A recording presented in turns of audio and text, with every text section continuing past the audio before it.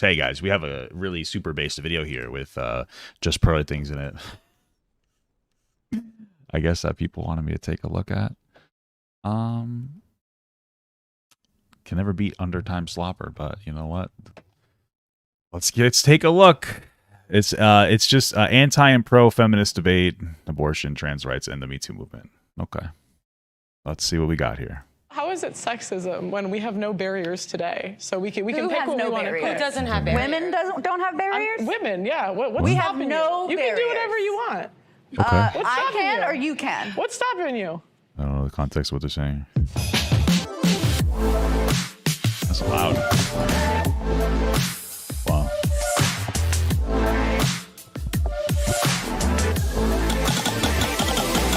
Whoa. And that person is in a wheelchair. But there's no joke there. Should we mark this bad boy at all? Oh my goodness. Oh, here we go. Hi, welcome everybody. Welcome. I'm Liz Landers. Wow. Okay. I'm just shocked. Nothing wrong with it, but she's shocked. Okay. Vice News' chief political correspondent, and we are here today to talk about some of the biggest issues dividing women across the country. In other words, we're here to talk about feminism.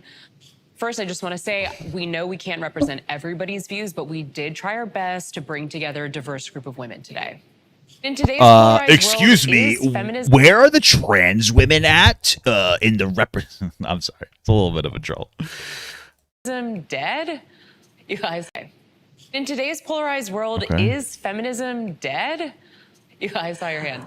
What does that mean? Is feminism dead? Like, what an obscure question. Like, are you asking, is there the necessity of feminism? There's probably some things that you could advocate for. I don't know, better. I mean, at this point, I don't know. One of the things I would say is some kind of universal, like some kind of childcare thing, a little bit better childcare. The ability for women to be able to stay out of work, better universal preschool, universal childcare, things like that, I guess. But I don't know if I would call those necessarily woman things. Childcare would be more beneficial to women, I guess. There's still social conversations to have in the households, of course. I think that, like, on paper, obviously, women are perfectly equal to men. They have the same opportunities. It really comes down to, like, more of like a social aspect. There's probably some social things to work on. It's still going to be very difficult for women to even go outside at night. There's still some stuff to advocate for. The one thing I do say, in general, is, like, you know, when it comes to advocating for things or belonging to an identity group, make sure you don't become like a victim. There's a difference between identifying with acknowledging that you may have an identifier with oppression, like I have like ADHD, versus like leaning into that as the reason why everything in your life has gone wrong. Different people struggle differently. They'll have different relationships with that. Obviously, I don't think I've struggled nearly as much as a lot of other people, but like try not to create that victim mentality, you know, and blame everything on it, because then all of a sudden you might, if you're a woman, you might not get a job and you're like, it's because I'm a woman. And maybe it's not because you're a woman. Maybe it's because you weren't qualified or you're ugly. I'm just kidding. Maybe it's just because you're not qualified. And because you blame everything on being a woman, like, oh, well, it's because I'm oppressed, I'm a woman, then all of a sudden you won't look at the areas that you can improve in and better yourself. Also, thank you so much, Linda, for the upgraded medium gut. I think that depends on the definition of feminism.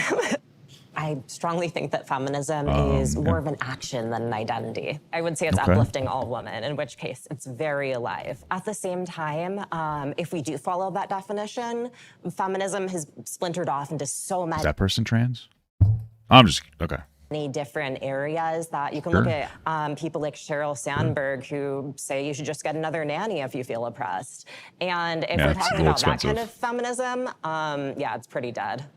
Yeah, I mean, as long as the human race exists, feminism will never be dead. There's something that we're always going to have to strive and work towards to make sure that there's equality. So feminism is not dead.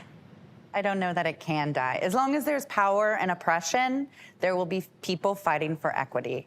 And until equity, hold on. The quality of being fair and impartial. Yeah, fair enough. Okay. that somehow goes away, feminism is alive and well. I think feminism isn't actually about equality. It's about equality when it benefits us. I think feminism is really about women wanting special privileges and treatment. Like we're at a point now. I've watched so much Pearl that like I'm pretty sure she's just here to like troll and to just like pander to a lot of young guys. there are definitely some branches, like especially on TikTok, little girl feminism is what I call it, just like little boy manosphere stuff, which is, you know, little boy advocation for women, which is they pretend to be feminists, where they just were like, yeah, sure, maybe. But like at the end of the day, it's not about that. Like, you remember those old videos where like the man spreading videos where guys would just sit comfortably because we have our knockers between our legs, you know? And then like that was like, oh, see, that's the feminists that want like a special treatment in society. Outside of that, most people just want to be treated equally. So yeah. At the expense of men often. Okay. And I think it's alive and well, sadly. Men. I think feminism is also alive and well. Okay. There are different kinds of feminism, right? Like, that is obvious. And Turn myself on a little bit. For me, as a womanist, as a Black feminist, right, as someone a womanist. I wonder why she says a womanist. Who's really thinking about human rights, dignity, right, equity, right. As long as that need isn't met, we're still gonna keep fighting. Okay. I'd say it's alive and well. I'd say that it's also very nuanced. And is this a trans person? I think what it looks like is going to differ depending on. I'm not trying to be rude. I was just made a joke before, so now I'm like looking. Sorry. Where you are in the world. For me, I just see it as a lens, which isn't necessarily antagonistic or protagonistic. It's just a useful tool. Similar to what Pearl just said, I find that a lot of feminist ideology and thought today feels more of like a supremacist movement rather than something that is supposed to be advancing the goals of equality. I don't think that we can really turn what's going I'd like to take like an example though. Like, I'm just looking for like, what's an example of something, like I gave one before with the whole man spreading thing. Or sometimes more than anything else, people do this in general, be wary of advocacy groups that focus more on breaking down like another group rather than building up their own group. That's a lot of the manosphere is like, oh, we're just building up young men, but it's a lot about breaking down women. Oh, some of the modern day feminism on TikTok is like, oh, we're just trying to fight for women's rights, but it's a lot of breaking down men, right? You know, that's some of feminism on TikTok. I'll take them. Be wary of that, but I'd like an example of what they're talking about, because they're just like, oh, you're saying this thing, okay, can you give me like an example going on as feminism, because it looks so different to, I think, the earlier feminist movements. So in that way, I would say it's taken its last breaths of life. It's dying. Yeah, I definitely think it's getting more and more radicalized, for sure. So it's definitely still alive. A lot of movements do that. A lot of movements will become more radicalized, unfortunately, as time goes on. So I think I'll preface and say that I don't know so much about modern Western feminism, and there might be a lot of terms that I don't know, like political jargon and stuff. Okay. But I believe in the advancement of women, whoever considers themselves a woman. I think there's a deficiency in society. So it's... How does she not know Western feminism? She lives in New York, it said. Deeply rooted that feminism has always existed. I think America's a little obsessed with themselves, and it's like always feminism is rooted in America. And That's like, fair. oh, white women Sure. started it. And it's kind of offensive because for thousands of years, women have been dying for their rights.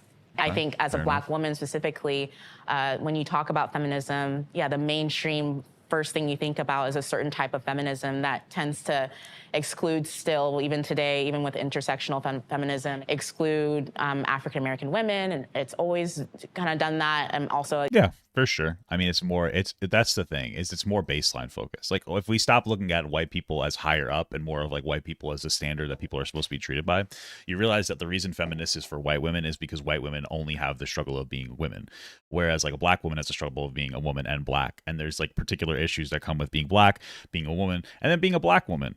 And like feminism can't necessarily specifically target and help Black women by itself. There's like a lot of internal issues. But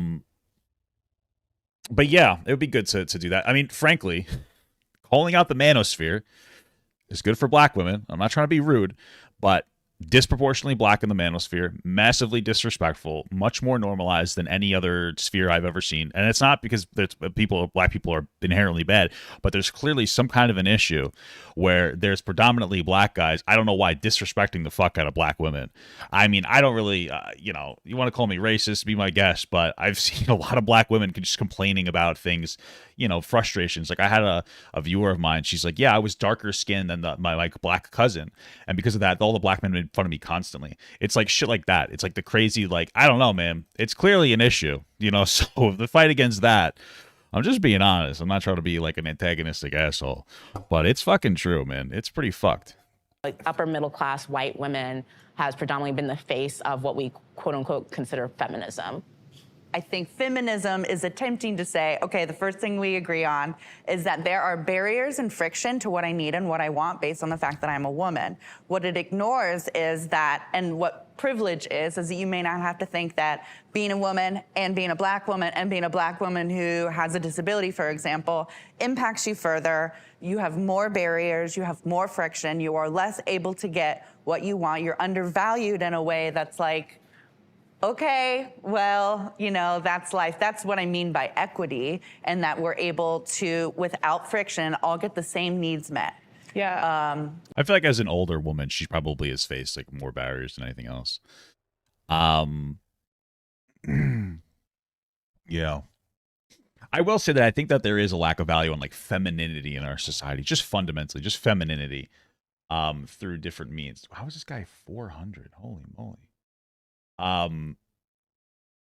You know, if you look at jobs, like I would look at it like from a jobs perspective, the jobs that women tend to gravitate towards, feminine jobs are more like caretaking jobs, social working jobs. These are things that like it takes years, like 5 or 6 years to get a master's degree. And then you have to get a license and you come out and you start at like 40 or 50K a year. It's crazy. Meanwhile, things that are considered more masculine, you know, like infrastructure jobs, they pay better. I'm not saying that they shouldn't pay better. I understand. Like it's very tangible, the benefit of somebody who lays bricks. It's very tangible, the benefit of a plumber. I understand that. But I think there's something to be said about jobs that women tend to gravitate towards being paid better because they're very valuable jobs. Social workers have a profoundly positive impact on people. I think that the police force could benefit from like some more social work because, not for nothing, but these cops, they're not equipped to dealing with people with mental health issues, and they shouldn't have to be. It's like unfair to cops to like send them out to somebody that might have a mental issue, waving around a gun or a knife. Like, that's not fair to the cop to have to deal with that because they get put into a situation where this person, they don't know how to deal with this person. It's very difficult to know how to deal with somebody that has like a mental issue.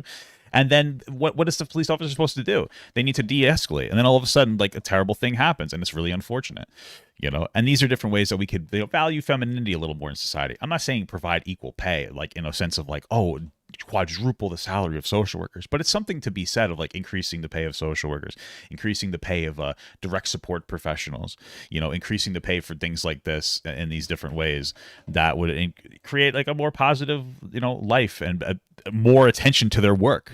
You know, people who are caretakers in any capacity, they work with people. They work with people with intellectual disabilities. They work with their old people. They work with like young kids. Like, we need to pay them reasonably well so that they do a good job. Like, don't you want your mom and your dad to be paid well? Or excuse me, don't you want your mom and your dad to be taken care of well by people? Well, paying them well is part of that.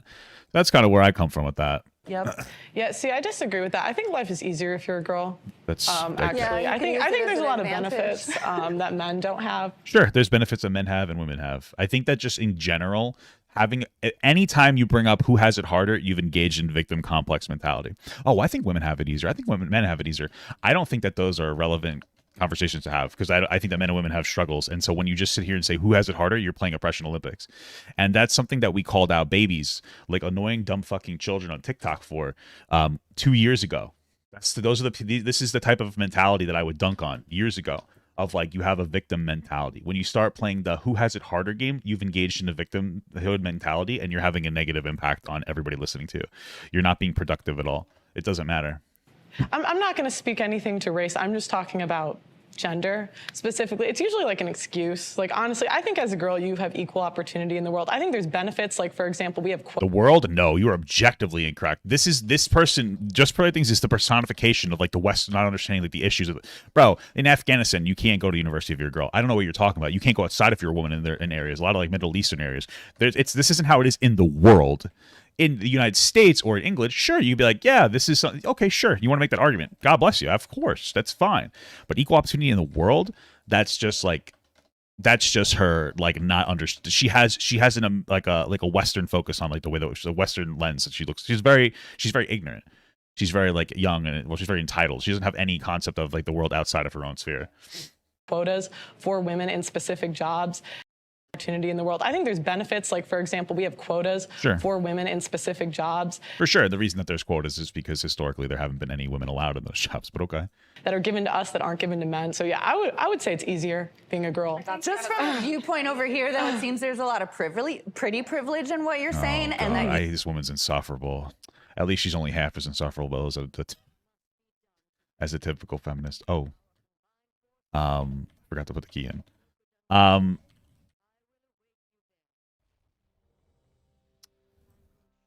Anyway, yeah. I mean, why do you get pretty privilege? Oh, this privilege. Like, again, now she's playing oppression Olympics. You have pretty. Maybe she does. Pearl probably gets treated better than this girl does because of her. But like, we're just engaging in oppression Olympics, and like engage what she's saying instead of talking about privilege this, privilege that. I don't know, bro. You're white and you present. Do you think I'm pretty? Thank you. I think that you present in a way that beauty standards have accepted. And so they call me ugly on the internet all the time. They be roasting me daily, I swear to God. I don't mean to say I think you're So that's not true. People don't actually roast. Well, okay, it's half true. Pearl constantly berates fat women and like older women, mostly fat women. And then people are like, well, you're not if you're going to make fun of us for being overweight, well, we're going to make fun of you for being unattractive in some capacity as well. So it's not, yeah, you're getting criticized by a lot of people because you're being disrespectful. So like, again, this is identifier number 2 of Pearl living in like a victimhood complex or promoting some kind of a victimhood complex. George, I just mean that there are a certain value that we give to certain bodies. I mean, let's also dig into why these quotas exist and why these, what you're calling privileges we want exist. special treatment. No, it's because there have historically and presently in most jobs been fewer women and because of sexism. How is it sexism when we have no barriers today? So So that's the problem. This is easy to answer if you're not a sussy baka. This person just lusted on trash. Incredible. So listen, okay. Here, there's a couple different ways it happens. First and foremost, like today, equal opportunity, 100%. Oh, I just pulled. I'm a fucking idiot. We absolutely have equal opportunity today. The thing is, though, which you have to understand, is that like historically we haven't. So what ends up happening is there's still disproportionate people in these positions, like a lot of guys in these positions that may look down on women in some capacity. And like they have more regressive views, and the women growing up weren't taught in a way where it's like you have equal chance to do this, that, and the other thing in some areas, right? Then there's still those aggressive people at the jobs that still might like look down on women a little bit, maybe be active, might be passive. And then there's some teachings of like women growing up of like not teaching them to advocate for themselves, like, right, like in the same way. I mean, it's like it's a pretty big trope that like a woman standing up for themselves is a bitch, but like a guy standing up for themselves is like a cool guy. He's just a strong man, you know? So these are the different ways in which those types of things would manifest. And that's why I say it's more social. It's like we have to, it's more of an advocation to like tell the young mothers and fathers to raise their daughters a little bit more equally than to their sons, rather than, have the daughters like hyper focus on the way that they look and this and that, and, try to get them to focose on accomplishants. Who has no barriers? Who doesn't have barriers? Women don't have barriers? Women, yeah. What's we stopping have no you? You can do whatever you want. I can or you can? What's stopping you? As a woman. That ignores a lot that I'm a woman with a disability. So there's a lot stopping me that you don't have to think. Well, yeah, of course. But like right now, this is where we get into like the concept of intersectionality. And so like her disability definitely holds her back, but it's more difficult for her to understand where it starts and ends with her disability holding her back versus her gender holding her back. So she's probably not going to be able to necessarily engage in this conversation in like the best way or in as easy of a way, whereas somebody that like is, doesn't have that extra struggle would be able to have a different conversation about it. I'm not trying to say that she's a bad person or anything. I'm just saying that when you look at it a little bit more objectively, you kind of understand that. About. Well, as I said before, I'm speaking about women. You're speaking for yourself. You're speaking as an able-bodied woman. Yeah, but that's the thing is you can't have too much like that differs from being a woman when it comes to advocacy, or else you kind of get lost in the sauce. Like, where does it start and stop with her holding her back because she's disabled versus her being a woman? That's what the thing is. And so, like, she's not necessarily going to be able to give as objective of a stance because of that in there, Of course, there's going to be other barriers if you're disabled. I'm sure. Like I'm talking about as a woman. So you're just going to ignore white women have it easier. Yes. Kelly does became a member. Hey, thanks for the small gut. You're just going to ignore the pay gap, regulation over bodies. The pay gap has been so like, yeah, the pay. This is the problem with it. It's like, first of all, we got pay gap. Pay gap exists, but not nearly to the degree that people say that it does, right? The pay gap is, I think it's like 82% for women, make 82 on the dollar when you don't factor anything in. However, when you factor like hours worked, job performed, blah, blah, blah, it goes down to, I think, like 99 or 98%. There's still a minor pay gap that exists, but it's not anywhere near as much. That pay gap can be explained in two different ways. One of those ways is that we have like men who don't necessarily respect women in positions of power that aren't hiring women at the same rate. And number two, we have the concept of women not really learning to advocate for themselves in the same way, right? We were talking about that before. That's also a possibility. So you have these two different conflicting ideas that would potentially have an impact here. And so that would be why. So that's what I'm saying. It's a social aspect. When it comes to the regulation of bodies, that's a decent argument. I mean, men aren't really having regulations on their bodies in any way. You know, I understand that the abortion argument is more complicated, but the reality is at the end of the day, you're still restricting a woman's right to choose, like to have women's right to choose what to do with their body. And I get the abortion argument. Even if you feel you're correct, you are still trying to like implement a restriction in some capacity. So it's something to consider, right? So. The pay gap doesn't exist, my friend. It doesn't. It's the industries that women pick. Let's talk about it. There's a pay gap, but it's because women don't want to do the hardest industries. I don't think it's so like the pay gap. I think already accounts for that. So like it when they talk about the 2%, it's not differential of job. It's within the same job, that 2% I was talking about. They already kind of account for that factor. So it's not about the jobs that they necessarily perform. And then even if it is. Again, we're talking about the lack of value of femininity from the jobs that women tend to choose, like those caretaking jobs, which are much more important than I think that we value them as pay-wise. And then there's like a conversation to have about increasing that pay, like of like social workers, increasing the pay of people who like direct support professionals, people who work in these fields that you could consider feminine because women tend to gravitate towards them. But then there's men who do those jobs as well, right? There's men who do those jobs as well. So, you know, yeah. That's simple. I think that's an oversimplification. I think the fact of the matter is that women structure their lives differently to men. Men don't give birth. Men don't have to carry pregnancies. Men don't have to be the primary caregiver most of the time. Women also don't hold jobs for as long as men do. They often will stop and start. They'll go back into work. They'll take time off. They'll take part-time jobs. The way that men work and women work are astronomically different. And to try to... They can be. Absolutely. I would say that the way that the general gravitation is different. But like women can still work. Like my mother worked like 60 hours a week. She worked like a fucking man, right? You know what I mean? They tend to, for sure. I understand what she's saying, though. I'm just say that they're comparable is where this issue comes from. They're not comparable. Two things. First of all, let's dig into why they think that they should take these jobs, which is societal sexism. And then also... you really have to elaborate, because I know what you're talking about. None of them know what you're talking about. The reason that they feel like they have to take these jobs is because I think she's trying to say is that women are typically pushed towards jobs or pushed away from jobs historically. Not every woman is dealing with this issue, by the way. Not every woman, but that's what she's talking about when she says like they're pushed towards these jobs. It's more like they're like pushed away from like, oh, you want to be a computer scientist? Well, maybe you should play with this, or maybe you should do something that's more like a girl. I don't think that that's happening as much lately. That could just be because I'm from New York, but like that's what she's referring to. So I understand what she's saying. I just feel like it's important to qualify that when you're talking to an audience that has no idea what you're talking about, which can be difficult. She might even qualify it, but they might cut it down for time. Actually, Department of Labor, all statistics, at least speaking in the U.S., have found that when compared for the same jobs, there still is a pay gap, particularly when it pertains to race. Because 60% of women have never asked for a raise. So how can you complain about your pay if you don't ask? Why are they? But there you go. So Pearl understands that, like, oh, it's women's fault. Like, oh, there you go. Yes, women are taught not to advocate for themselves as much. Boom, you figured it out. You figured out how we still need social aspects of feminism. Like, you did it. You've learned. That's what I'm talking about. Like, there you go. You're so close. You're so close, Pearl, to understanding actual logic. You're getting there. Girl, but like this is the thing. It's always girls' fault. Like I think that like we need to teach women to do these things, right? And you could say that it's like a societal issue or whatever. But you see how it's like it's the girl's fault for not advocating for herself, which I understand in one hand, but on the other hand, it's like you have to teach people to advocate. Like if somebody's not advocating for themselves, whether they're a guy or a girl, why do you think that is? Probably because they weren't really taught to advocate for themselves.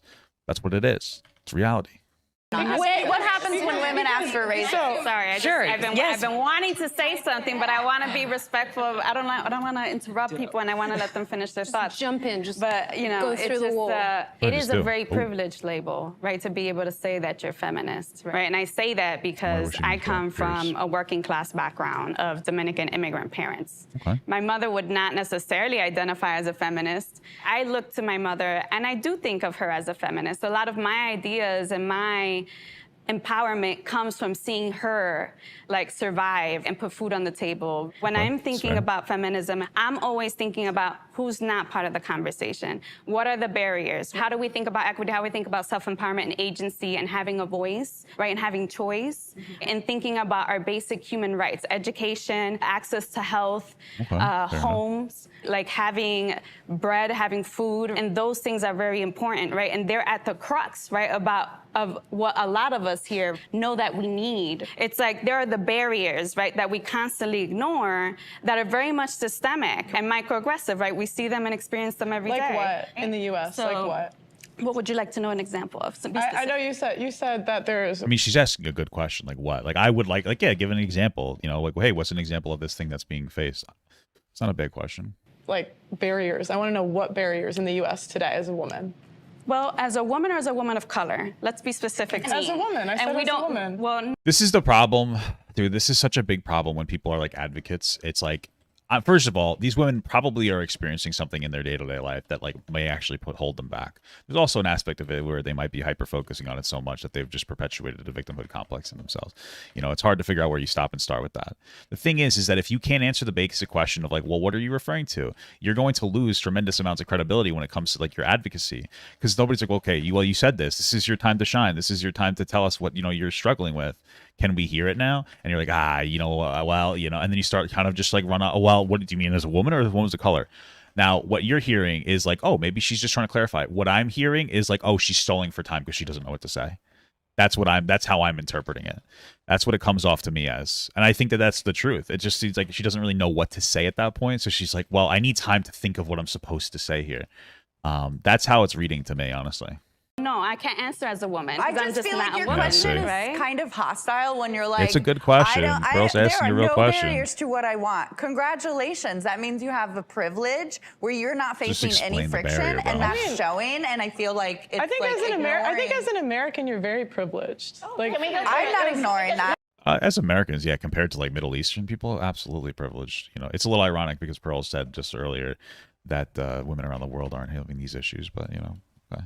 Or like a basic level of what, I mean, the feminist movement is when it comes to just being born a woman, right? Physically, pound for pound, we are born as women and we have less lean muscle mass than men. So there are issues of violence and assault and stuff like that. And so therefore, there are policies, there are things to help women physically, like, for example, I believe being able to carry a firearm and being able to use that safely to defend yourself against men who are born naturally with more muscle mass than a woman.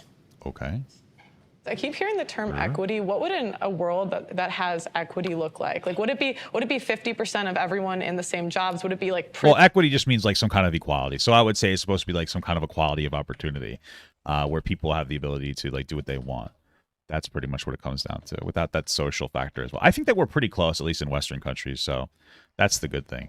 We're gonna finish this, boss. I'm gonna come. Wait, no, we gotta get this guy up. Get him up. Where's my battle res? Okay, we didn't need a battle res. Prison, 50%. That's equality. 50%. So what does equity look like? So jobs, would it be like prison, 50%? Yeah, so that it wouldn't obviously be prison. There's no reason to forcefully put women in prison. Like, men tend to be more violent. And though there is some disproportionate prison sentencing, I'm not going to say that the women don't have like a benefit when they get life sentenced less. But it's obviously a little bit different. It's more of just having the opportunity, which again, on paper, they got it. Social advocacy needs to be there. We just need to raise a generation of young men and women who teach other women and both young men and women to be strong, right? And the manosphere does not do that. 50%, That's equality. 50%. So what does equity look like? So equity is generally described as a state of fairness because historically a lot of people have been arguing for equality, but what does that give us? Like 0.5 of the 1% being women. This doesn't really do anything for us. And so people have talked about equity instead, which is instead of sameness, it's fairness. And this would mean that we remove systemic barriers to like what barriers would be the question to engage in society, not just for women, but also for everyone. So which barriers? No. Those barriers that you don't believe in. You have to answer her question. Like at this point, you can't even fault Pearl for not understanding what you're saying because you're not saying anything. You're saying there's a problem, and then when someone says, "What's the problem?" Even if you think Pearl's just trying to dunk on them when she says these things, it doesn't matter. You have to be prepped to answer the question. You have to be prepared to answer the question, or it just makes her look right because you can't answer it. I mean, it's a problem that you're having here. What does it do for you to have a bunch of ramps in your life? It doesn't do shit. I need those ramps, right? Can we stick to male versus female? That's my question. Bro, it's so bad. I'm just finding myself agreeing with Pearl because they haven't said anything ideologically. They're just saying words. Paper gets super chatted $1.99. Okay. Hello, Pap Gert. Hey, brother, how you doing? Thanks for this. Thanks for this support. This is I hate Papa God. But like you're not answering very basic questions. Like she's just asking you a question. Even if she's doing it to dismiss what you're saying, you get the opportunity to advocate for yourself. And guess what? You're doing what women do, and you're not advocating for yourself very well. I'm not trying to be rude, but what do you want me to tell you? I'm thinking male versus female. But my feminism includes ability and includes race. No, it doesn't. It can't. I just need you guys to understand. You can be as upset as you want because there are particular issues with disabled people and women of color. Absolutely. But generally speaking, this is like you have to have a certain amount of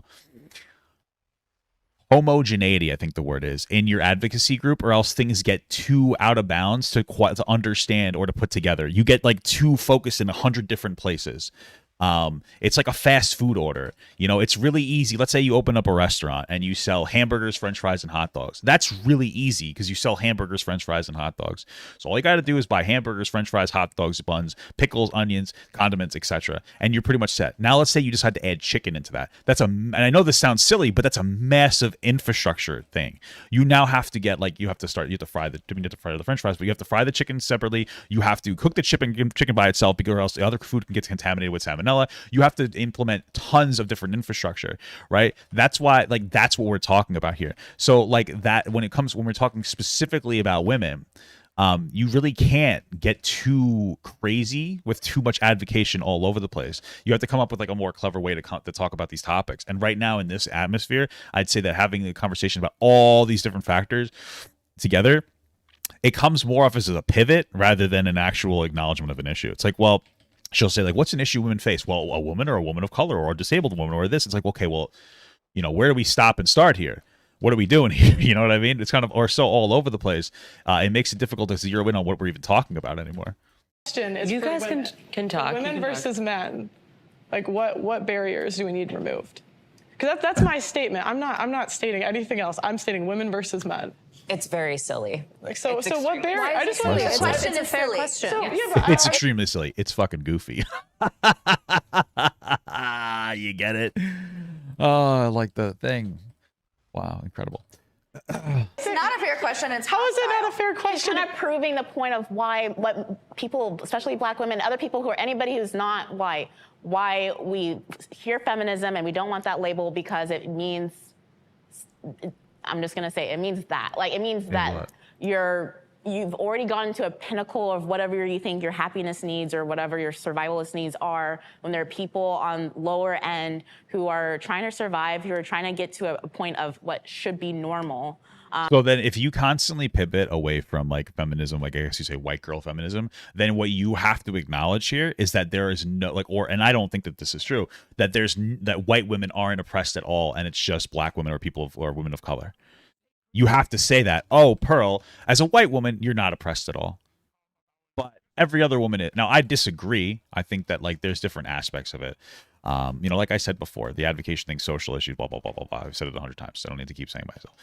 But that's basically where you're at. And you kind of have to acknowledge that at that point. That's where you're at, based on what other people have. It sort of sounds like you're saying feminism is not always inclusive then. Right. It's most of the time it's not inclusive. It's more times than not, it's not. So, and within the just feminism space, again, there obviously the very basic is male versus female versus, but unfortunately, we've only had one subset of women be the face and voice and the academics and research and everything to be able to say, well, that's the standard we need to be in, when there are other people who are still trying to get to some type of normalcy and just living.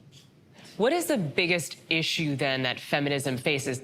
I think it's the mindset. Women. Taking like the agency, women taking initiative. I think it's mindset holding them back a lot, because if you want to be in a competitive world and compete, you have to have the right mindset.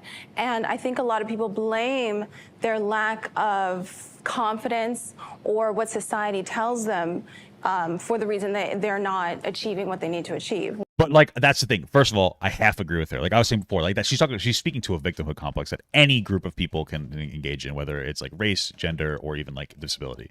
Right? The number of people like, oh, I couldn't read today because I have ADHD. You're a fucking insufferable TikTok asshole, right? So I do agree with her on that point. But some of the stuff can be attributed to it. Like, oh, geez, I thought there was like a demon behind me. Oh, I don't really stick up for myself because I was taught to be like prim and proper and not like overspeak on a man. That could potentially be an issue that a woman faces. And that could be like one of her things. Like, yeah, you know what? I don't stand up for myself as much because I'm taught not to.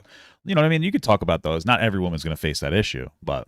When that's not the case, you have to have the mindset of achieving, because the men who built the world had the mindset of building it. So the women who want to engage and build that further, they need to have that same mindset. What is happening? I don't think we do. I think it's like assuming that we all want to be capitalist babies. Right. I think that yeah, but I think that what makes the conversation difficult is because the liberal feminist perspective theory is based on advocating for the minority group. So the theory on itself does not, it's not separate women from others. Yeah. So I guess the biggest issue that we're having here is that we haven't really defined the type of feminism that we're talking about. And so we're not going to be able to have a productive conversation about this topic because of it. That's probably really what it boils down to. So, and like at least the way that maybe it's the way it's edited, we're not getting any conclusive answers on any question that Pearl's asking. So men are not well adjusted in the society, and women are not trying to re-embody what they have built for us. I think that like what we're forgetting is a very important detail, which is just like human respect and dignity. Yeah, that's and not asking people to prove what their experience is. Well, no, I disagree with that. You have to prove what your experience is. I mean, we kind of live in that world. I can understand it being difficult, especially for a man to understand like the difficult experience that a woman goes through, because you're a guy, so maybe you're not. And the same thing for women. I can see why it would be difficult for a woman to understand the experience of a guy's going through.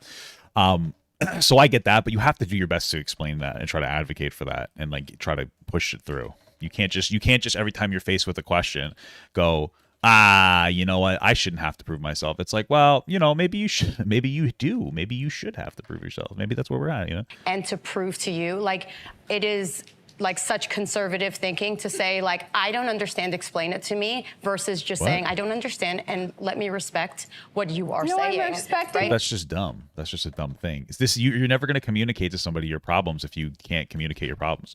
Isn't it a little funny that like one of the biggest issues one issue that women complain about with men, and I agree with it, is the lack of men's ability to communicate, which I totally get. And then then you have Pearl, which isn't a man, but you have somebody saying like, hey, can you communicate your issue to me? And they're like, well, I shouldn't have to communicate. And it's like, well, you know, it's just, it's a little silly. It's a little goofy, goober, ironic moment here, you know? Wherever your starting point, I'm respecting that. I'm really respecting that. I'm saying that if you don't have the mindset you can even achieve it, you're never going to even try. So it's never. Achieve what? Like, what are we talking about? Because I feel like you've projected this like capitalist ideology on every woman. Achieve whatever it is you're looking for, equality, equity. But what I'm saying is women in the feminist space and a lot of these other spaces, we don't acknowledge that we have to take the initiative. We have to take the action. We have to have the mindset. We have to demand those things. I don't understand how we're getting so off topic. This is about feminism today, whereas everybody wants to make this about their individual, here are all the multitude of other things that factor into my person. Great. This is about feminism. It's about womanhood. I understand that all of you have your own individual experiences and the other things that feed into you as a person. That's perfectly fine. But this is where intersectionality falls off the planet and loses, I would argue, probably the vast majority of people, including me. I'm not even a feminist. I don't give a crap about feminists arguing amongst themselves about who's the most victimized.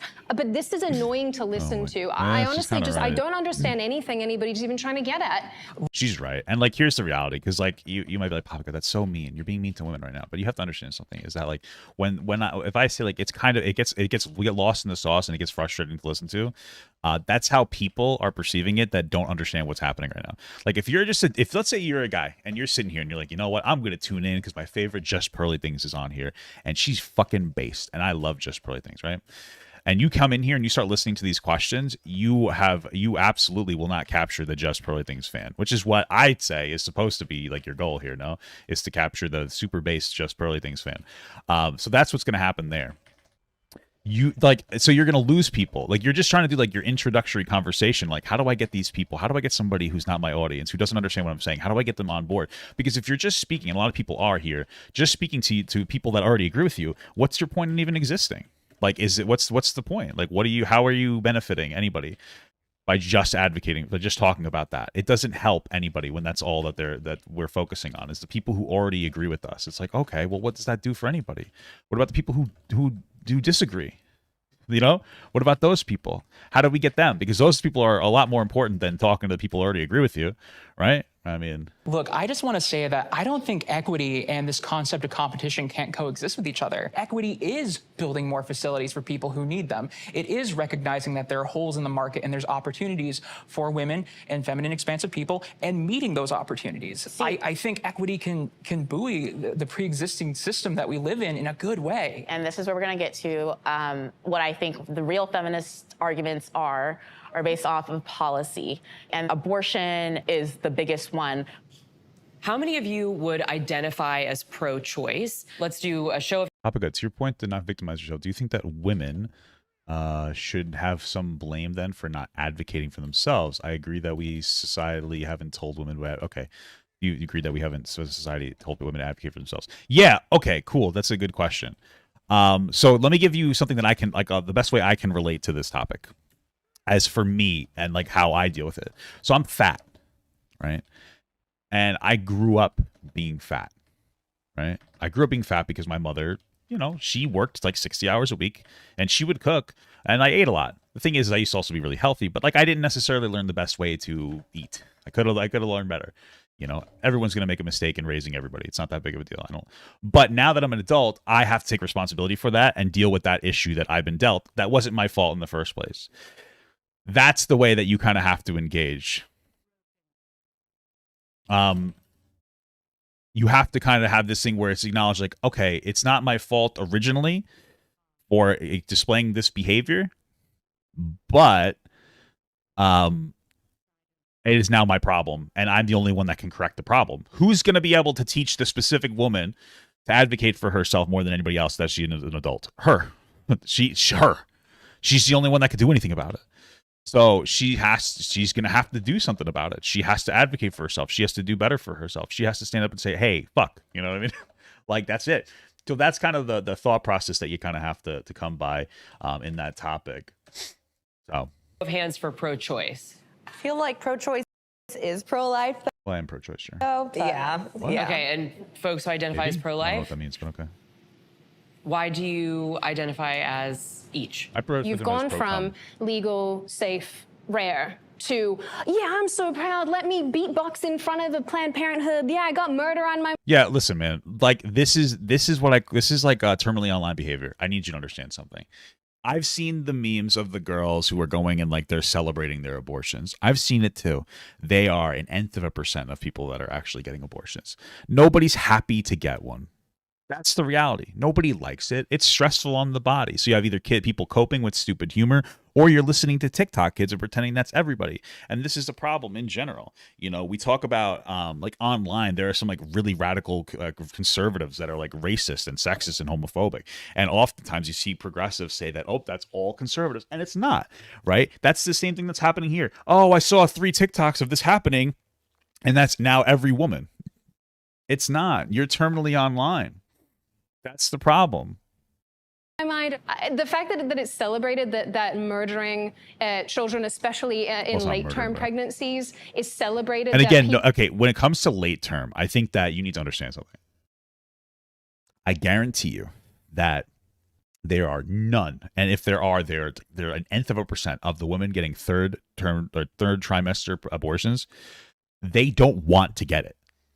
If you think that a woman carried the baby for like 6 months in their whatever, their vagina, and they're like, you know what, now's the time I want to do it. No, it's so rare. Most of these women have come to terms with like wanting the baby, and something happened in their life that would cause a threat to her or to the baby in some capacity at that stage in the pregnancy.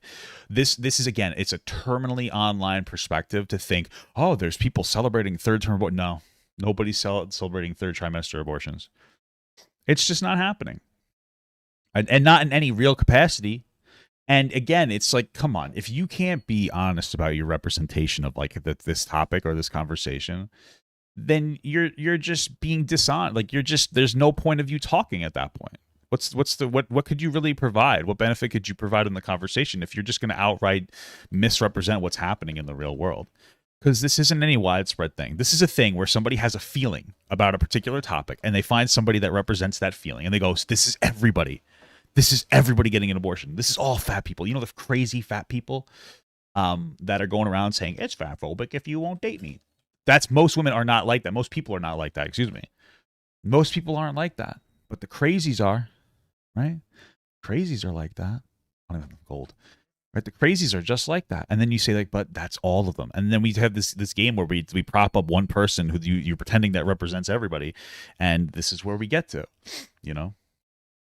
People are so proud of themselves for mutilating. Yeah, my abortion was super traumatic, but I do not regret it. Yeah, bro, I feel like the abortions, especially the longer into the pregnancy, is additionally traumatic. It's more and more traumatic as time goes on. It's not easy for a woman to get that. It's not like going and grabbing a burger at McDonald's. You know what I mean? This is what happens. Yeah, this is what happens when you exclusively watch the libs of TikTok and you're like, this is the world. You become terminally online, and you're like, no, I'm not. Yes, you are. Yes, you are. Like, you got, like, there's too many people on social media that like they become consumed by it. It's incredible. It's sad. They become so consumed by it, and they pretend that that's the whole world. But if you walk outside, the world's very different. Fetus is just, it blows my mind. And I don't think that you need to be pro-life to even take that stance. You said late-term pregnancy. Yes. A lot of abortions do not happen. I made the distinction specifically because lots of people still celebrate. No, they don't. There are people who, when the laws were passed actually here in New York, they said, yes, great, yes, I love the fact but that... you need to... No, that's different. Just what a dishonest scumbag. Not for nothing. So before, she said people were celebrating late-term abortion when they got it. Now she's saying that people were celebrating the law that was passed in New York to protect it. The law in New York for late-term abortion is only, I believe, last time I checked, is only if there's a threat to the mother or the child in some capacity. Like I was saying, people might be celebrating that women have the option to be able to get that abortion, of course, because like if you're 7 months pregnant and like if the baby is birth, they'll be stillborn birth, or they die, or if you gives birth, you could die. Of course, you're going to celebrate your ability to not have to take a traumatic hit to yourself or your person or your body or your child's body, in general. Like, of course, but this is you realize it's not the same thing. Again, it's a terminally online perspective. She's being intentionally misrepresentative of this topic. Ask about what are people celebrating, right? They're celebrating access. We're not celebrating kids. Like that's not what it is. Well, so this is what I'm saying. So like, here's the thing: when we're talking about access to reproductive health and to abortion rights, right, and to being pro-choice, listen, that's your body. You do you. The child is not your body. As I go. A baby. It's so scary for me to hear people calling like guns the biggest equalizer for women, but taking their choices away from them at a policy level. Why is that?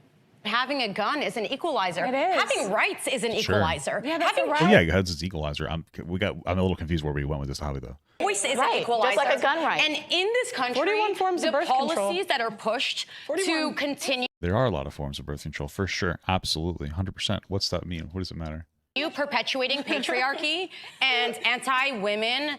We also see, and again, a lot of this is like systemic. When we see from the bottom up, when you start from the bottom up, you realize that a lot of the reason that people end up getting having to get to the point of like an abortion is because they come from like a very uneducated background where their sexual health education was don't do it or God will beat you up. And these kids get scared, and then their urges, because young kids want to do it with each other, it's gross stuff, but their urges overtake them, and they realize, oh my God, my penis didn't explode when I had sex. And boom, when you have reasonable sexual health education, it makes it so that you don't have these problems. It drastically reduces these issues. When you have more access to like contraceptives, it reduces these issues, right? So you can look at this from a systemic perspective, like give kids access to actual education that'll make them not be dumb as fuck when it comes to sex. And that's for both boys and girls, because, you know, I'll tell you one thing, when it comes to a sexual dynamic, men are much more likely to be like, we don't need to wear the condom than women. Women generally want to wear the condom. Men be like, it doesn't feel too good, we shouldn't wear it. And then men pressure women into not wearing a condom, and then all of a sudden they have a little baby, and the guy's like, well, it was not my fault. And it's like, motherfucker, you not only didn't want to wear a Jimmy hat, but then you came too quick because you felt a real vagina for the first time instead of feeling it through a silicone sock. So these are a lot of the problems that we're having. Honestly, this guy's 350, no fucking shit. These are a lot of the problems that we're having here. Like taking the autonomy away from women, it is heartbreaking to see women pushing that propaganda. No, it's all brainwash. Like you, it's brainwash because you don't agree with me. No, so therefore I've been brainwashed. I have lived deeply institutionalized. Man, I have lived under Islam. I'm not interested in any of that. Oh, I get that. She's some. I mean, that's the person I want to hear more than anybody else. By the way, the woman who used to live under like incredibly oppressive rule and is now, you know, speaking out. Like, there's no like jokes for me. No, I'm not interested in like thinking that like women are doing this really bad thing. Like in my religion, abortion is actually allowed. If the woman needs it, she's allowed, because, you know, it's very interesting how. That's interesting. I saw a Jewish, a religious, like a Jewish guy say the same thing. He was like a pastor or something. I don't understand the depths of it, but it's interesting that I've heard a few different religious people say that in the Bible, or in their holy book, that's better to say, that it says that like there are reasons to get abortions. Like fundamental America is, like fundamentalist. This is nothing to do with like even religion. This is very basic, thinking. Scientific, human rights. We're also talking about people not having access to abortion clinics where they're doing the things themselves and they die, right? Sure. We're also talking about women in the hospital who are pregnant, who have chosen to stay with their pregnancy and have issues at hospitals, and hospitals that are like, oh, no, we don't do that. Listen. Could happen. For whatever reason, you don't need to explain it to anybody, but a lot of times when we're talking about access to reproductive health, for me, I'm thinking about Black, Indigenous, people of color, particularly women and girls who are working class, who do not have even access to like proper sexual education. It's the oppressive state of saying, I will force you to have a child even against your own will, right? Especially when you're thinking about women and girls who would be forced to have these children, who are already living in very traumatized and scarce situations. You want to ask about barriers? That's a barrier right there. Women. You know, it's interesting because a lot of times when we talk about the pay gap, we talk about how like, well, women don't work as many hours. Women don't work the jobs that pay well. Women do this, they take breaks. A lot of times women will have a baby and it'll reduce their ability to advance in a job, which makes sense. But then at the same time, it's like, well, women need to have kids for us to propagate society. So shouldn't we try to have a conversation about not, you know, potentially ruining a woman's ability to climb the job ladder just because they want to have a kid? You know, it's just something to talk about. I don't know how we would remedy this problem. I'm just saying that it's something to consider. Women in poverty aren't able to access the way that rich women are, and no matter what happens, rich women are gonna keep getting abortions, and people in poverty are gonna not.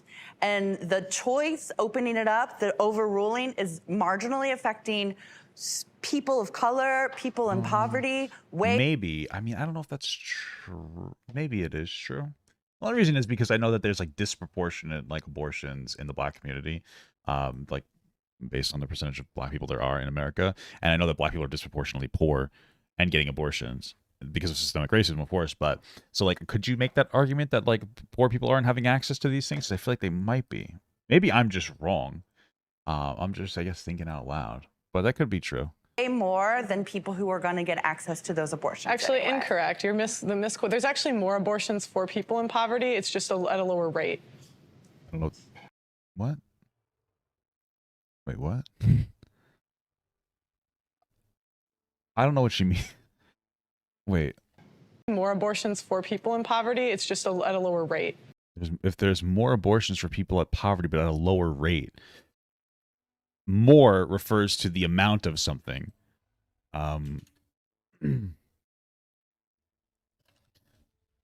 More refers to the amount of something. Rate refers to the proportionality of something. So if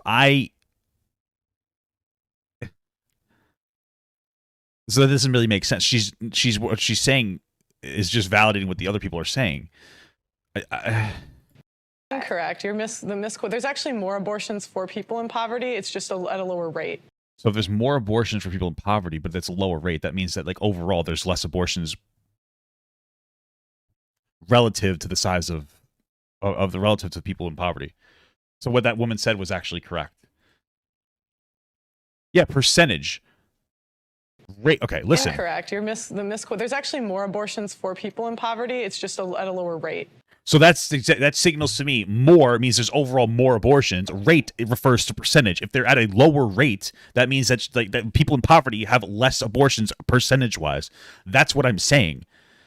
I'm confused because what she's saying doesn't make sense to her argument. Maybe she misspoke, but that's what that suggests to me. I would need her to give me a reference because I have no fucking clue what she's talking about. Low-income women are more than 5 times as likely than affluent women to experience an unintended pregnancy, which has significant implications. I'm trying to figure out what she means. Maybe she has a point, but she just didn't relay it particularly well. That's where I'm coming from. Okay. Why do you think that abortion has been so tied up in this feminism conversation? It's all just social structure set up around bodies. So if not all women are able to have babies, but it's about the barrier. Sorry, I have to. Conversation. Why do you think that abortion has been so tied up in this feminism conversation? It's all because, like, fundamentally, whether you believe abortion is morally good or morally bad, it's still a restriction on women. Even if you're pro-life, which tends to be pro-birth, because nobody gives a fuck about the kid after they're born, conservatives don't generally advocate for strengthening foster homes or welfare systems that benefit children. But you would it's still a restriction, even if you think it's good. Like, not being able to murder somebody is a restriction, right? But it's a good restriction, so you would still think it's a restriction. It's still a restriction on women. That's why it's going to be talked about, obviously. Just social structure set up around bodies. So if not all women are able to have babies, but it's about the barriers and value that we give to these specific bodies, right? And so if abortion happens in a woman's body, that's why this conversation is coming up. Yeah, exactly. Can I ask you a question? Sure. You said that not all women are able to have babies or pregnancies. Are you saying, meaning like an infertility issue? A number. Yeah, sure, infertility or trans women. It's a really bad idea though to bring trans women into this conversation. You're good because then you're gonna get conservative stun locked into like trans women aren't women, and that's just like, this is what I'm talking about. This is why you don't need. This is why sometimes too much intersectionality, especially in a debate with people who did like, it's too much. Like if you put it on a graph, here we go. This is women's issues right here, right? You have the conservative side of it and you have the progressive side of it, right? So we'll say this is the conservative side of it since it's on the right. This is the progressive side on the left, right? This is supposed to be a P, not a D. Wow, doing a great job. Guess who doesn't? Oh, incredible. It looks like a balloon. Well, that's it, right? You're talking to people who lie in this spectrum here. People on the conservative side are talking to progressive people. When you're talking about that, you need to start right at the line. And like the line is just issues with women, not issues with black women, not issues with trans women, not issues with disabled women, issues specifically with women. And you have to conquer this battlefield first before you start having more conversations about more progressive leaning ideologies when it comes to like trans women, black women, indigenous women, this, that, blah, blah, blah, blah. And this is the problem, is that you want to have the progressives want to have the conversation here, but you need to start right here. You need to pull people slightly more left. Your goal isn't to get people here right off the bat. It's to get people here, just 2 centimeters to the left. And people just don't understand this from like an optics perspective. of reasons. There's all kinds of reasons that not all women are having babies. Pearl, I saw your hand up. Yeah. I think women want to sleep around and not have any consequence for it. Hell yeah. She's so based. Holy fuck. What does that even mean? Yeah, we do. Yeah! Yeah, instead of, you know, taking personal accountability and being on birth control, they just want to, like, do whatever they want. I don't really know how to even extrapolate that. I feel like a lot of women that are sleeping around are on birth control and they still end up having kids. You can have kids on birth control. You can is she aware of this? It doesn't stop a period. Some versions of it stop a period. Of course, wait, the tank didn't come in. Some of it, like, what? What are we talking about? What? Okay. You say this like it's a bad thing. Yeah. It almost sounds like you said. Can I also ask, do you have any care to empower women, or is disempowering women part of your, like, steez? To see this as shame, insult, guilt, need to be right. Okay. Why is it empowering to sleep around? No, why what is I'm empowering? saying is, like, So the general argument is that, like, women be able to have access. How did I do this? I accidentally turned into a raid group. Women want to be able to have access to the same things men have. That's it. They don't want, like, disproportionate shame for being a woman doing something versus being a man, because we should shame both men and women equally for sleeping around, right? At the end of the day, the metrics I focus on are relationship outcome and STDs. The more sex you have, regardless of whether you're a man or a woman, is increased STDs, and it reduces, like, people who have less body counts report higher, both men and women, higher happiness levels in their marriages. Okay, that's what I focus on. So sleeping around increases the chance of STDs, and it also increases the chance of not having as much of an individual personal connection. If you're going through your 20s and fucking around, and by the way, I did too, you're going to have an additional struggle when you hit your 30s and try to settle down with somebody. It's just a matter of fact. It's just the reality of the situation. So, you know, let men and women do what they want, but at the end of the day, understand that both of these are not good things. That's it. I feel like you do, like, take, like, the way you speak on women is very sort of like, women just don't want to do this. Women just don't have this. Women. She's right about Pearl, but, like, she's right about Pearl. I mean, that's just reality. She is. I don't even think Pearl believes what she's saying. I want you guys to do something, whether you're a Pearl fan or not. When you watch Pearl make a based take, I want you to look at her face. I really do. Sort of like, steez. Care to empower women. Taking consequence for it. I saw your hand up. Yeah. I think women want to sleep around and not have any consequence for it. Hell yeah, we do. Yeah. She says it, and then she looks around for affirmation from people, and she smiles in this really weird way. She's looking for people to agree with her. She's not saying it because she believes in it. She's saying it because she wants people to, like, give her a congratulations and a base take. Pearl, I guarantee you, is really just setting up this conversation to be able to, like, engage in, like, clippable moments. It's not really particularly genuine. So. Or is disempowering women part of your, like, steez? To see this as shame, insult, guilt, need to be right. Okay. Why is it empowering to sleep around? No, why what is I'm saying empowering? is, like, I feel like you do, like, take, like, the way you speak on women is very sort of like, women just don't want to do this. Women just don't have this. Women just want this. Maybe I should and I wonder why you have so much, like, hatred towards women. I don't hate women. Where does that root in? She does. She really does, man. She hates women. I don't get it. Like, she doesn't just speak down. She speaks down on women to such a bizarre degree. The way Pearl speaks about women, and there's nothing wrong with being, like, conservative. Like that Sydney girl, that conservative Australian girl. I haven't watched a whole lot of her, but I haven't seen her speak down on women. Even in this conversation, it's centralized around saying, like, I don't think that there are as many issues that women said that there are. And that's pretty much all she says. But there's never anything that's breaking down women. I haven't seen anything from Sydney. But from Pearl, it's just, like, constantly beating down women. And it's like, I feel like it comes from this self-hatred place. Even if you think that some things she said are right, which you're wrong, understand that, like, she fucking hates women. Like, it's so weird. I don't get it. I wonder if she actually hates women, or if she's so desperate for male attention in, like, a particular sphere that, like, she acts like this. I don't really know. Like, you do. I am a woman. That doesn't mean you don't have self-hate. I could be black and still be internalized racism. Exactly. Yeah, I'm saying specific things that you're saying, like women don't want to work, women don't want to this, women want to sleep around. Where did you learn these belief systems from? Because, okay, the question was... She learned it from getting broken up with. And hate it. I don't know. I really don't even know, because she wasn't like this like 2 years ago. She wasn't even anywhere like this. She was dating some dude on TikTok, Angry Reactions. Now she's like going like down the fucking rabbit. Angry Reactions must have done something to her. He must have broke up with her, and then she blamed herself so much she decided to hate all women or something. I don't know. Why does abortion keep getting brought up? Maybe her mom, because her mom used to berate her for her weight. She mentioned something to that effect. 40% of women that have had abortions have had 2 or more. 40%. Good for them. So what does that say to me? That means you're using it as a form of birth control. 40% of women who've had abortions have had more than one. What? Of women who... Oh. So I want you guys to understand that, bro, I'm pretty sure 18% of pregnancies... I need to find this. What I do know is that I know that a medical abortion, which is a pill abortion, I believe it is considered an abortion. I don't know if Plan B is part of that statistic. And so I need to see what she's referencing in order to get that down. I would need to see what she's referencing.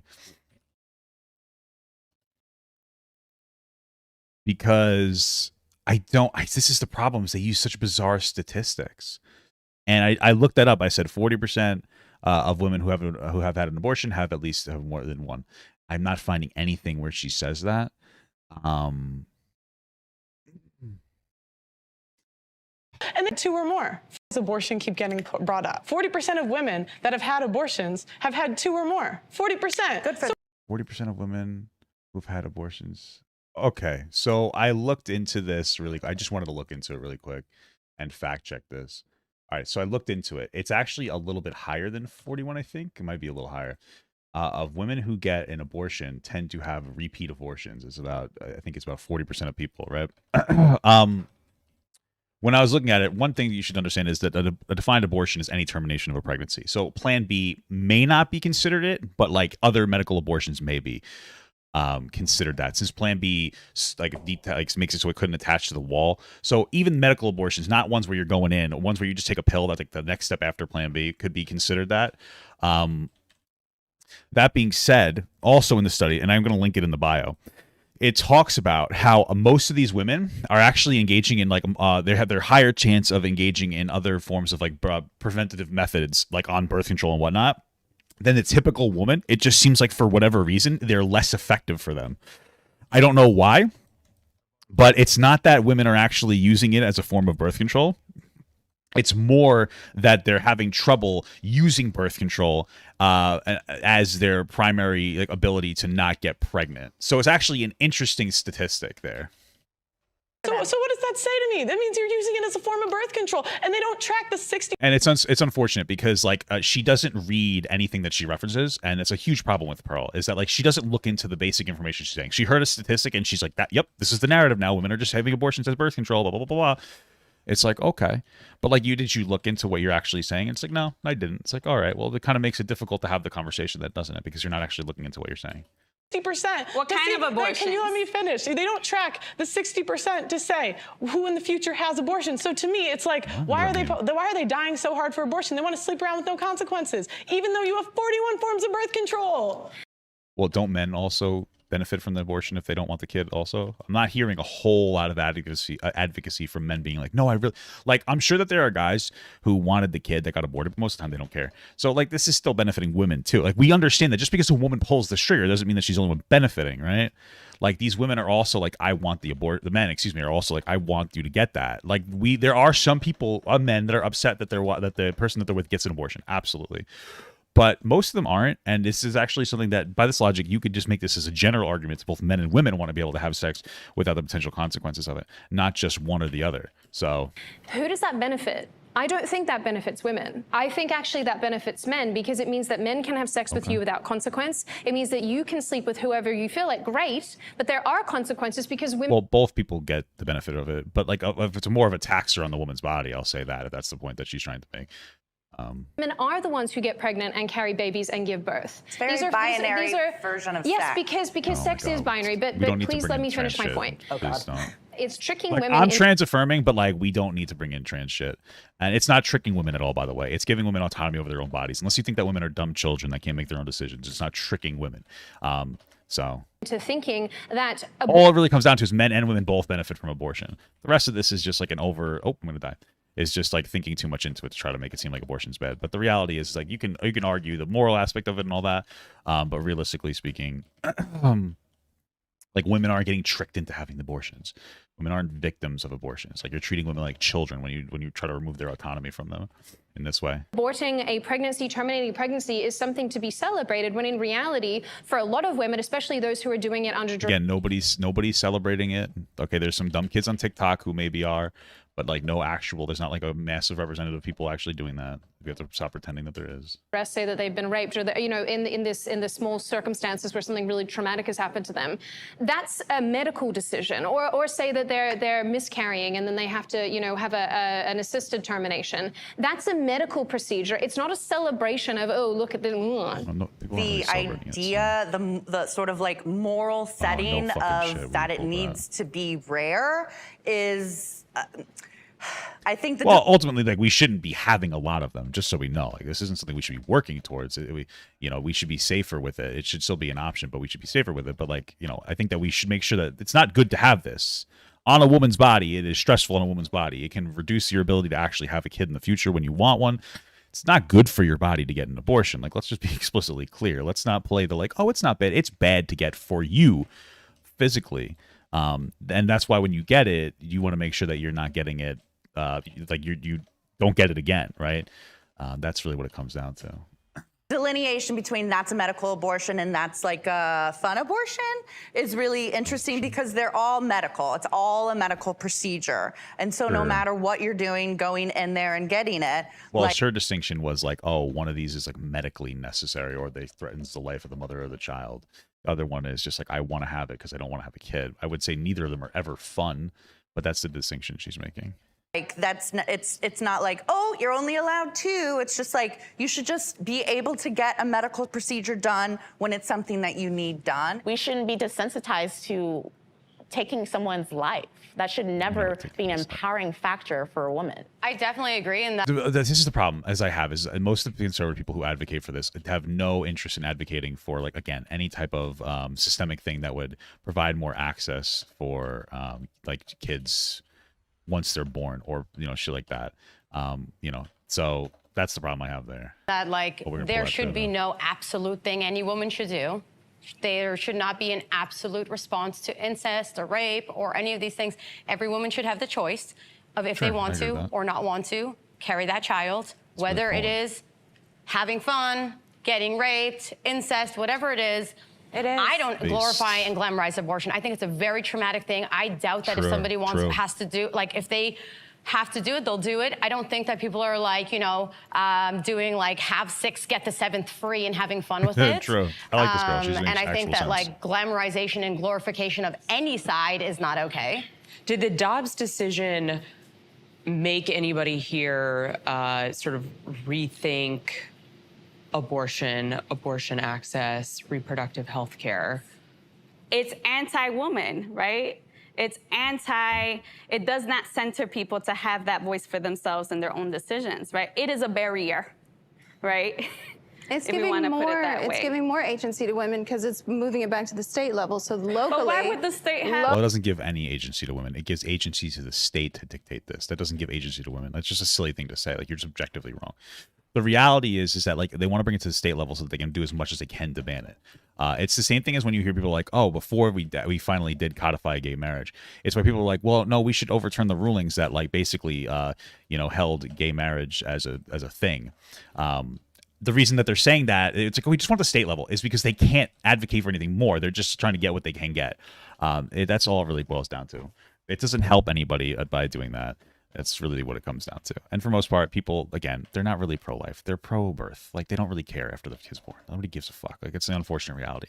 People will pretend, like, no, I care. It's like, okay, so why don't you vote like you care? Oh, well, and they start shitting and coming. So Locally, the women tell me what to do. Because it doesn't have that power. If you take out the viewpoint that life begins at conception, which is a really big defining principle for both the pro-life crowd, who very, very, vehemently believe that, and then obviously a lot of the pro-choice crowd do not believe that. Taking that out of the equation, you do not have just whatever kind of autonomy you want as a person. It's regardless of male or female. Well, you have to start as that. Yeah, what? The only areas where we don't have autonomy over ourselves when it's at the risk of others. So like that's why the life starts at whatever it's conception, which it does. I just don't think humanity starts at conception. Like I don't think you assign personhood just because you fertilize an egg. So you have to have that conversation first. Every restriction that we have is because it would be at the expense of another person. This person needs to move this.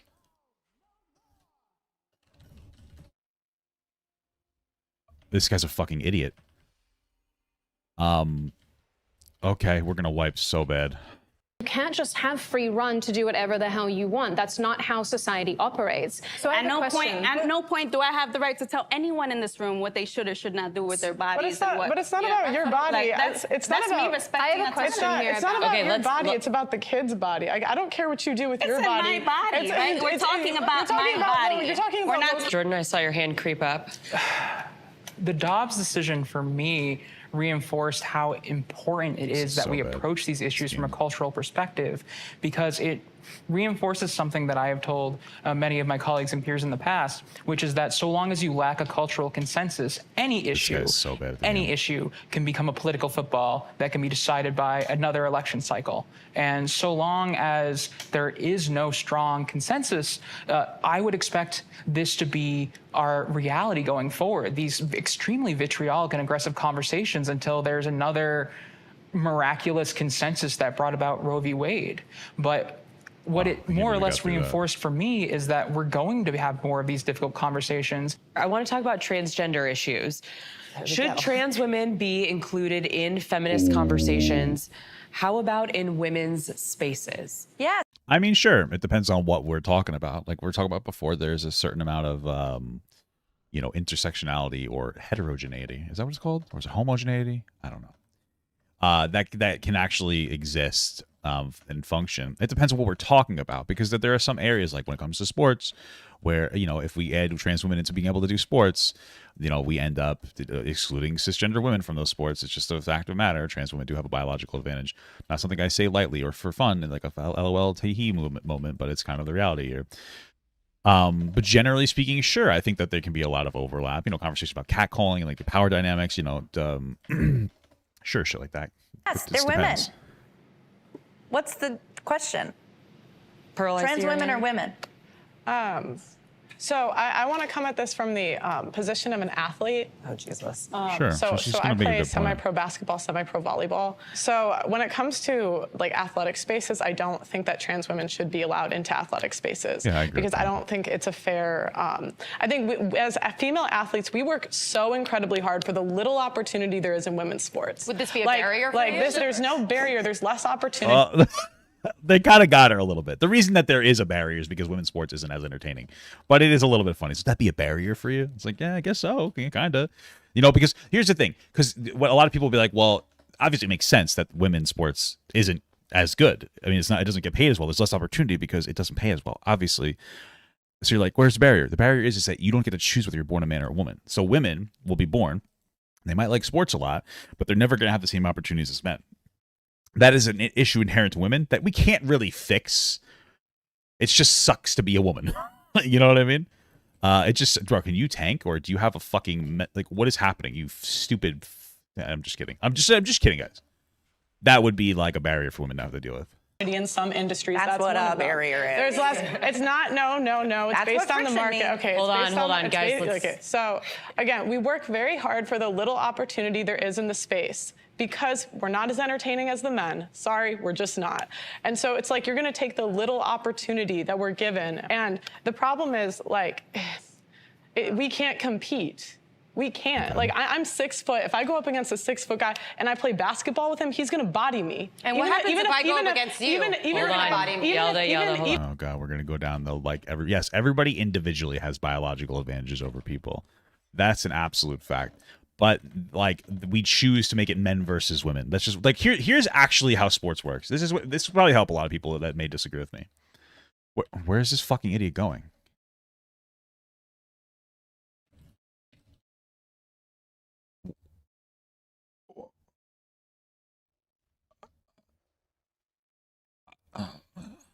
I'm fucking stunned. I'm shocked. Sorry. Okay, the boss is on the other side. Whatever. Anyway, fuck. What was I saying? I just got like completely like sunlocked from the game. God damn it. What was I saying? Even opportunity that we're given, and the problem is like we can't compete. We can't. Like, I'm 6 foot. If I go up against... Oh, I was saying, like, why we have the categorized the way we do. Okay, the way sports works is there's no men's and women's league.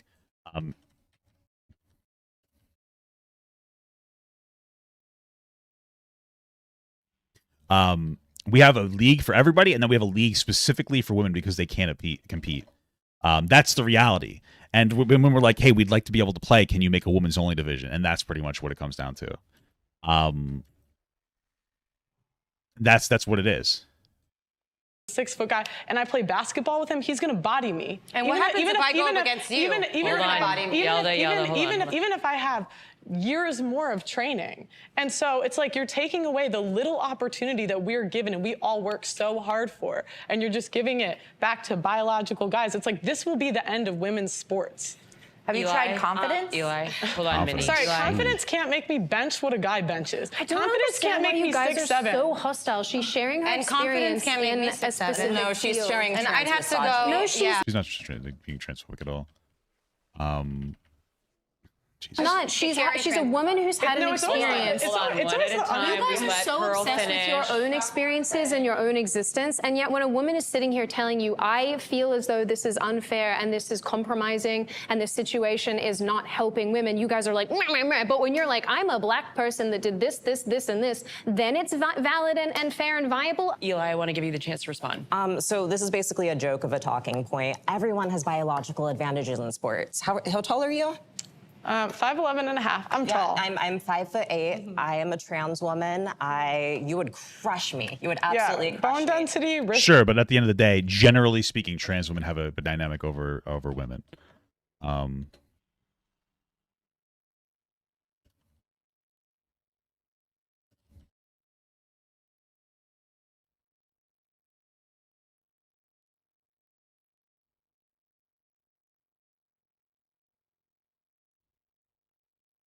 Strength, muscle density, you can't switch those. Yeah, exactly. You would crush me. But also, Eli, you would never play. Right, but again, it's like it's generally speaking, right?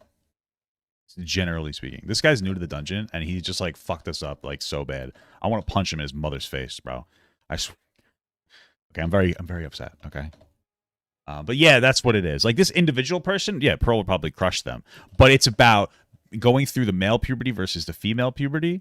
And it's about going through your entire life cycle. Like if this trans person grew up playing sports, which is how all successful people in sports are, they would be dominating Pearl, generally speaking, because you don't lose all of those advantages that you go through growing up. So that's the reality, dude. At the level that Pearl plays, because you would never get there. So let me give you a few more examples here too. So Michael Phelps produced more lactic acid in his body, which caused him to swim better than any of his competitors. This was widely celebrated. And yeah, Michael Phelps is a guy competing with guys. Good. We're okay with these advantages. It's just it's different. We classify it based on sex because women couldn't compete at all. Sports is about who's better biologically, absolutely. And then women said, hey, fuck, we would really like to be able to compete in this. It's pretty cool. How can we do that? Well, let's make it so men can't play with you because you'll get fucking trucked. And they do. Like you saw the UFC fighter that got like their skull cracked, I believe, because they competed with a trans man. And she agreed to doing it. So like that's different because if you agree to fight the trans person, that's your thing. But it's not how it is in sports. And the reality is that the existence of trans people, you're going to see that they're going to rise to the top. Like, even let's say like the 1% of the population is trans women and the other 99% of women are cis women. You're going to see, even if you only see like 1% of the people in sports are trans women, or women in sports are trans women, they're going to be at the top, and they're going to take away scholarships and other things from cisgender women. Nobody contested it. Now, this is a performance-enhancing hormone. So we all have different bodies. And now I'm not saying that trans women who aren't on hormones should participate, but there are, I mean, every major medical and every major sports organization agrees that trans women who have been on hormones for between 1 and 3 years, depending on the organization, have the same competitive ability. No, they don't. None of them do. They just say that they can compete. That doesn't mean that they have the same competitive ability. It's something that's relatively new, and people have been like widely talking about it. They have an advantage. It's just a reality. I have a disadvantage in this group because this fucking idiot doesn't know how to tank. But like that's just life, brother. You know what I mean?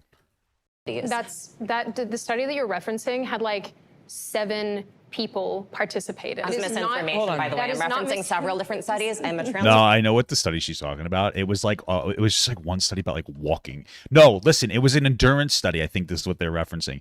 It was an endurance study that studied a bunch of trans women versus the top level cisgendered women in the sport. Like, obviously, like trans women who didn't used to compete in sports are going to lose to like top tier cis women. But again, it's not about it's about people who go through their life in the same pathway. If you're a guy versus, let's say, a woman versus a trans woman, you go through your life in the same pathway. And that pathway is you grow up playing, let's say, soccer. You play soccer growing up, right? Right. And then, you know, the guy, like you play, the trans person would start with playing guy soccer because they would generally like they would transition after they go through their male puberty. And then the woman does the same thing, right? You've already developed. You've gone through your developmental cycle, like growing. Right? You've gone through this developmental cycle. So it's going to be very different than somebody who's just like, yeah, I started doing it after this at a certain point. That's the reality. You know? Woman and a researcher. It's getting personal. I don't want it to be personal. A lot of us live in this space where we're told that our opinions don't count because they're not the right kind of opinions, and we're constantly shouted over and talked over regardless of what we look like, because there's one group in society that basically takes precedence, and it's frustrating. So yeah, of course, it's frustrating because. Well, yeah, she's making the argument that like, hey, you're trying to. She's just making an argument that she feels silenced because she has a difference in opinion. And in general, when it comes to this, even if the perspective, even if the feminist perspective is correct, which I generally think it is, I disagree with some of these fucking people, obviously. There's still like a bullying aspect since it's the majority that exists, and there's also something else that I think you should see. Hopefully, you guys have noticed this, but when you look at these things, another thing. What? This guy just went the wrong way. Is this guy fucking stupid? Oh my god, bro, come on, dude. Okay, whatever. Anyway, when you see that the people who are part of like they agree with the public narrative and the public perspective of what's going on, these individuals don't seem to really understand what they're saying, because it's the status quo, and you don't usually have to actually engage like mentally when something is the status quo. It's just taken as a general fact, right? So like, hey, women face issues that are different from men. That's a fact. But what happens is that because of that, people, especially feminists, they don't really consider what is different because they never had to get their idea challenged. And then a lot of times, like in more conservative leaning people will be a little more fleshed out in their belief because they critically engage in it because they're going against what society typically says. And it's something else that you're kind of seeing here. Because when we try to talk about it, we get shouted down, we get told to be quiet, we get spoken down too as well. So there's hostility there for plenty of women. Let's try to make this an opportunity to speak. You're literally a white woman from Australia. You live in a bubble and you're pissed that voices that have been silenced forever finally can be heard. That's why they have the voice, because they speak up. Okay, we're having a conversation about transgender women participating in sports, and I wanted to allow more people to participate. Jordan, I wanted to hear from you. So I am not a professional athlete. The closest thing I have ever done to anything athletic was I used to do competitive show choir when I was... I think, not to be rude, I think I clocked both trans people, by the way, in the beginning of this. So I am the trans whisperer. How do you like that, dude? There's nothing wrong with being trans. I'm just saying, you know, I was right. Just saying, dude. I was younger, and I don't feel really qualified to make carte blanche statements about whether or not trans women should compete in every kind of sport. And I understand that that is kind of That's a hard pill to swallow. And for me, my first inclination is to approach everything through a lens of inclusivity. But at the same time, I also can't speak accurately to every kind of sport and the different things that go into it. So I really think in these instances, the decisions are best left up to the professional governing bodies that dictate these particular sports. I respect that. As a trans woman that's like, I just don't get it because it's out of my range. God, this guy's so fucking new, dude. Come on, dude. That's it. And I respect that. That's a fair perspective to have in general. I just feel like in places, as an ally, in places where there's no understanding, we can just respect and not really, like, our opinions don't fucking matter. They do, but okay. Eli, I saw you nodding your head over there. Several times. This is more than about sports. This is about free and equal participation for transgender people in social life. And the right sees this as a socially acceptable way to begin to remove trans people. So here's the reality, is that there's an actual logical reason to not have trans women compete in sports, because they will displace cisgender women. And I said trans women shouldn't compete in sports, right? They'll displace cisgender women. It's just going to happen. And they can potentially hurt cisgender women. It's the reality, right? Conservatives don't know that.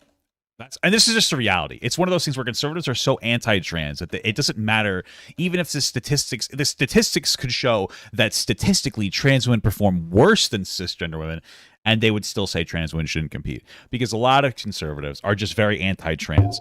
Progressives do like the same shit for other things as well. Like, let's be real. But they're right this time. And so if you don't acknowledge that, most people are looking at it from the facts. Most people are like, yeah, I don't care. If it wasn't unfair, I wouldn't give a shit. You know, at least that's what I'd like to believe. And yeah, man, I mean, you're not really helping. You're just making people, if anything, you're probably making people more transphobic by not acknowledging this. The narrative should be like, trans women are women, but they are still different in some ways, and we should understand. And one of those ways is sports. Okay. And then people will be very on board with like trans people, much more at least, because like, oh, that's reasonable. That makes sense to me. You know, whereas if we kind of like go in this direction, it gets a little bit, it gets a little sussy, like a character from the popular hit video game Among Us, you know? So. From different engagements in our society. So it does just start with sports or bathrooms or locker rooms, something that they find is more acceptable. And then at this point, they started to move into education, getting trans teachers fired, banning trans books. This is a route that is very effective because it's seen as more acceptable. But it's also overlooking a lot of major details. Like, I mean, do y'all know how many trans women have won national titles? It doesn't matter. Trans women are just starting to become part of the conversation. Of course, they're not going to be represented in like national titles at this point. But once you include trans people, like they're going to have to be included forever. One too many. One. Leah Thomas is the only one. Too many. If one too many? Yeah, it is one too many. Yeah, because again, like like it's very new. Of course, you're not going to see a whole lot of people. Like, yeah, obviously, it's very new. We're having the conversation as like a or it's like a pre-design. Fuck, this guy's not okay. Well, yeah, incredible. Wow, incredible. If women's sports were actually going to end in some way, I mean, it's just not happening. Wouldn't you think there would be more? No, I wouldn't, because it's just starting, and we're just starting to have the conversation. Of course, it's not just going to happen magically like one time. What are you talking about? You don't know what you're saying doesn't make any sense whatsoever. This is just like really the beginning kind of a thing. Like, no, of course not. What are you talking about?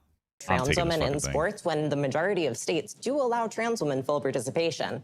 International titles, zero. No global titles have ever been won by a trans woman. Because this is just something that's being socially accepted. That's the thing. That's why. It's just starting to be socially accepted, and that's what we're just starting to have the conversations about, its social acceptance. It's like very basic stuff here. Like, it's not like a fucking super difficult thing to understand. Yeah, that's it. I want to move on to a different topic. I want to talk about Me Too and sort of this social movement that we've we're living through right now. What is the state of feminism sort of in this post-Me Too era? Oh, that's interesting. I don't know. Listen, man, all I'm going to say is that I think the Me Too movement was overall an incredible movement, an incredibly necessary movement that needed to happen, because there's a lot of women who were facing, and even men, that were facing issues of sexual assault and they weren't being like dealt with properly systemically. And I think it's a great conversation. However, online, people are obsessed with rape, sexual assault, grooming, etc., and misdefining every single one of these things to a point where it's content to cancel children for talking to children. It's fucking insane. When you have 19-year-olds getting canceled for sexting 17-year-olds, we have a problem. All right, this is the reality. When you have people, big content creators, going around saying it's pedophilic for a 35-year-old to date a 19-year-old, we're having problems. When you set a standard that when it comes to being a 20-year-old man dating a 17-year-old girl, that's a grown man talking to a child. But when it comes to a 30-year-old guy dating a 20-year-old girl, they're a little baby girl. There's clearly a difference in like the dynamic here, and there's some instances where we're a little bit regressive when it comes to our conversation about these topics: sexual assault, grooming, different power dynamics. People just say power dynamic, lol, and like that's an argument to them, but it's not. Power dynamics are deeper than one exists. Is it being abused? All right, rich like guys like excuse me, women tend to gravitate towards guys that do well for themselves, right? So it's like, oh well, there's a power dynamic there. Yeah, of course. It doesn't mean it's being abused, right? And so like Me Too is great, but there are some aspects to it that can be like kind of frustrating to deal with, and this is one of them, especially in like from an online perspective.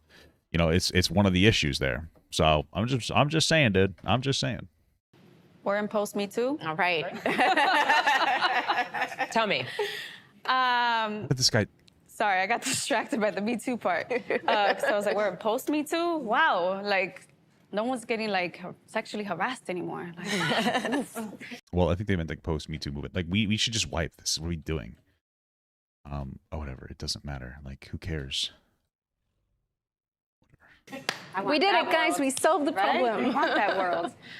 Should I think this? No, I think obviously the state of feminism is very much reflected right in this room. But Me Too for me, right, in a particular context, means something for different people. It's a different experience for different people. In my culture and in my community, we're still working through that. There is no post Me Too, right? It sucks. We're still working through how do we have these tough conversations? How do we teach not just, women, but everyone about consent? What does consent look like? What does that look like? No, she's right about that. It's a good thing, especially to teach young men about consent. It's a great thing to teach. Fuck, I should have stayed around for I don't need it. Especially young men about consent. Because generally speaking, like young men are going to be the ones that are in like the physical power dynamic with women. And it's good to just teach young men to be like, hey, make a woman comfortable saying no, that's pretty much it. I think it's a really good message. Like, hey, listen, make sure that you give the person that you're with, and women should listen to this as well, but the ability to feel comfortable saying yes or no to you, or no to you more than anything else, without feeling shamed for it, or without feeling like a little bit threatened in some capacity. Because you're a guy, you're a little stronger. And it's about putting women into like a state where like, they feel comfortable. For instance, like if you're on a first date, maybe have the girl drive and meet you at the date instead of picking her up. Maybe don't hang out at your house because it can make her feel a little uncomfortable. I understand trying to slam hams, but even as light as being like, listen, we don't have to do anything if you don't want. If you go for that move to kiss, you could do it a little sexily. You'd be like, can I kiss you? You could say it without being a fucking dork. Like people who are like, no, you can't. You can. You're a dork if you don't understand that. I don't know what to tell you. There's ways to like, get explicit consent from somebody. Like in our community, what does that not look like, right? All those things that I think it's still very complicated. But I think it starts at the level of community, right? Of like, how do we have these conversations around consent? Sydney, I saw your hand up. So when the Me Too thing was unfolding, I was initially like, great, I love the idea of women being able to speak out. What's been really disappointing, I suppose, for me, post-Me Too, as we're calling it, is that, and especially as someone who's sort of on the right wing of politics, I think that a lot of the experiences of women on the right get a bit trivialized because there is a lot of politicizing of sexual assault. So when something legitimately happens on our side of the table and someone tries to speak up about it, there's almost an automatic disbelief. And I understand why. It's because of the believe all women type of stuff that came out of the Me Too movement, that a lot of us were like, wait a minute, no, people do use these situations for gain. People do make things up. People do lie. But it is sad to watch it happen. It makes me sad that we're here. Jordan?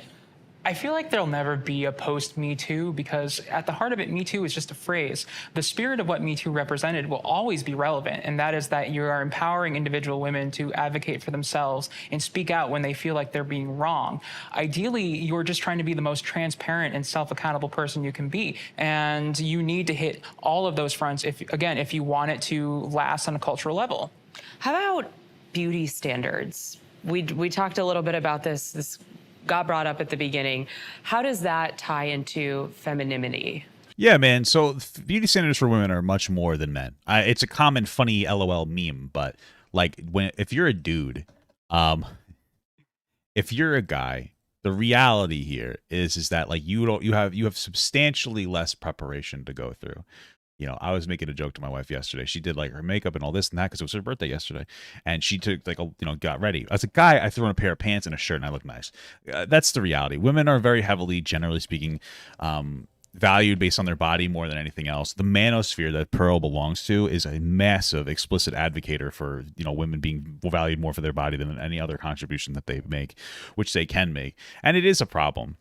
It's something that we should talk about. I mean, in all honesty, and people might get upset with me saying this, but if you look at it, it seems like a lot of the younger people nowadays who are identifying as trans are young, say, biological women identifying as like non-binary. And, I'm not trying to be rude when I say that. Did I get a DPS queue? No. What the hell? I'm not trying to be rude when I say that. What I'm saying, though, is that I think, and this is just a theory, that a lot of these young girls are identifying this way, or young people, excuse me, are identifying this way because there's such a heavy association of sexuality with femininity that they don't want to be a woman anymore. That's just what I think. I could be wrong in my speculation, but I think that that's what it is.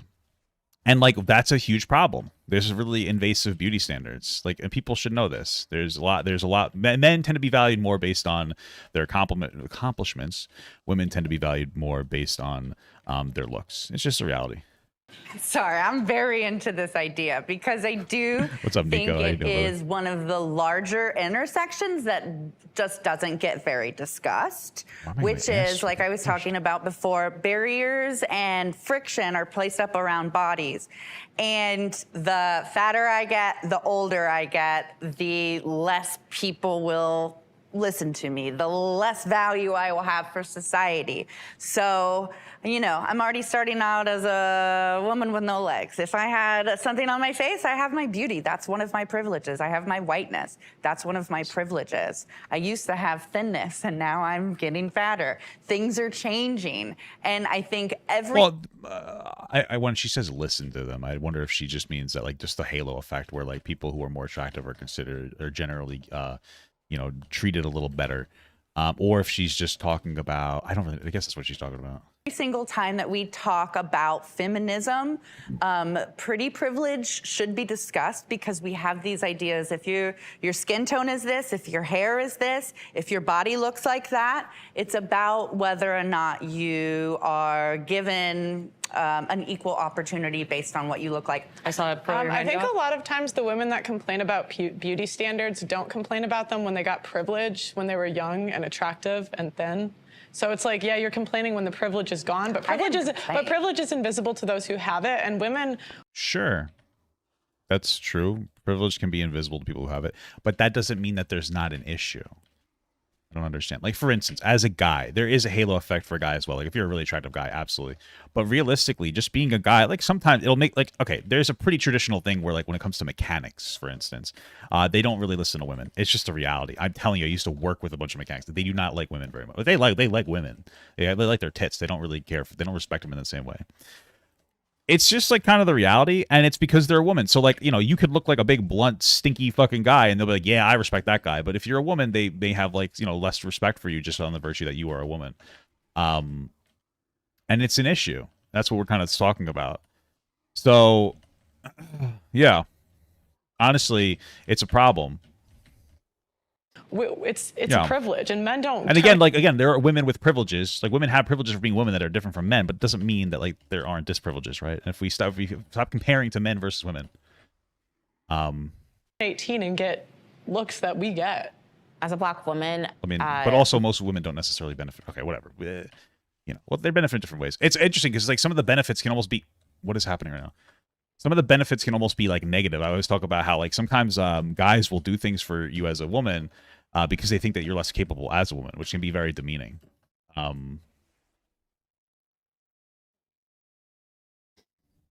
One of the most integral parts of the beauty conversation has been colorism. I'm a dark-skinned Black woman, proud of it and proud of being myself. for the most part, I did not. Why am I going to cry about this? What's talking about? Oh. I did not grow up thinking I was beautiful because I was that. And I think in the black space, we have these conversations, but I think I'm glad to bring it up because I think feminists actually really should be part of the colorism topic because colorism is not just shades within being black, it's shades because the beauty standard is the closer to whiteness you are, the more beautiful you are. I think it's something that if more people in different shades, particularly white women, because of knowing that standard, and we work together on that, then we have a lot, I think, something we can unify on, but also something that we can make strides in right now that I'm just not seeing. And it's only, again, that's why people feel like you have to be a black feminist, because it's a topic that only really black feminists are talking about because it deals with being black. How do beauty standards make you feel, Morris? I mean, like, here's the thing. Beauty standards exist. It's okay that they exist. It's okay that we think that some people are more and less attractive. I think that the issue comes down to, like, the shaming of people who don't necessarily align with that level of attractiveness. That's really where the issue that comes in more than anything else. It's treating some people as less than if they don't align with, like, a particular beauty standard more than anything else. So what you're saying, Antonia, as a Black Latina woman in my community, right? Like, I grew up and I was ugly, right? Like, that's what I was considered. I was not considered beautiful. Of feeling ugly, but also being told I was, right? Had a lot to do with what is believed in my community, right? Colorism is one of them. And so to say, I'm gonna redefine beauty for myself, and to say I own myself and I get to decide what's beautiful, right? And I get to decide what I want to wear and how I want to wear it. And I don't need to, right? It's almost a repelling, right? Like, I'm like, no, you know what? I am beautiful. I'm gonna do what I want to do, and I'm gonna feel myself, because if no one else is gonna feel me, it's on me to feel me too. I gotta say, though, I did grow up being referred to as very beautiful for a woman with a disability. And that, to me, always fed this idea that disability doesn't mean beautiful. I am in some form of exceptionalism, which I then had to keep up with forever. So it's like, I got this thought as I started to age, like... I'm not trying to be rude, but, like, this woman just kind of reads to me as she wants to be inserted in the conversation. These other, like, women are like, yeah, I have this issue. And this girl has issues, too. Obviously, she's disabled. But, I mean... I don't know. It just comes off as like these two people of color were like, hey, I have this issue, blah, blah, blah. And they're talking their shit, right? Of course. And then this girl's like, well, I got to get myself in on this conversation. I don't know. Maybe I'm just being too jaded about it. You can have no legs, but you better not fucking get fat. And so this idea that, like, there are certain people who are beautiful and certain people who aren't, and that inherently holds value is, I think, you know, find it in yourself, yes. And Jordan? Beauty standards are toxic bullshit hierarchical nonsense. And I say that as someone who has spent over a year collectively of my life in eating disorder institutions, because I have tried to put my body through hellish things to meet these beauty standards, which more often than not are not based in reality. They're typically trends. They're created to push things. They're extremely useful for marketing. Some of them, sure. But they don't serve anyone's health. They don't serve anyone's self-esteem. They only act. Yeah, it's one of those things where it plays off of like our base human desires, so like to think something is attractive. You know what I mean? Like, it's the same thing where, like, for whatever reason, women like diamonds, even though they literally are just rocks, but there's some kind of value. And a lot of it is, what would you say, like a social construct, but some of it, social construct, comes from somebody like hundreds and thousands of years ago going, that is nice. And then guys going, we got to get that nice thing if we want pussy. It's kind of like one of those things. But yeah, there's definitely predatory marketing aspects of it that try to break people down, for sure, for sure.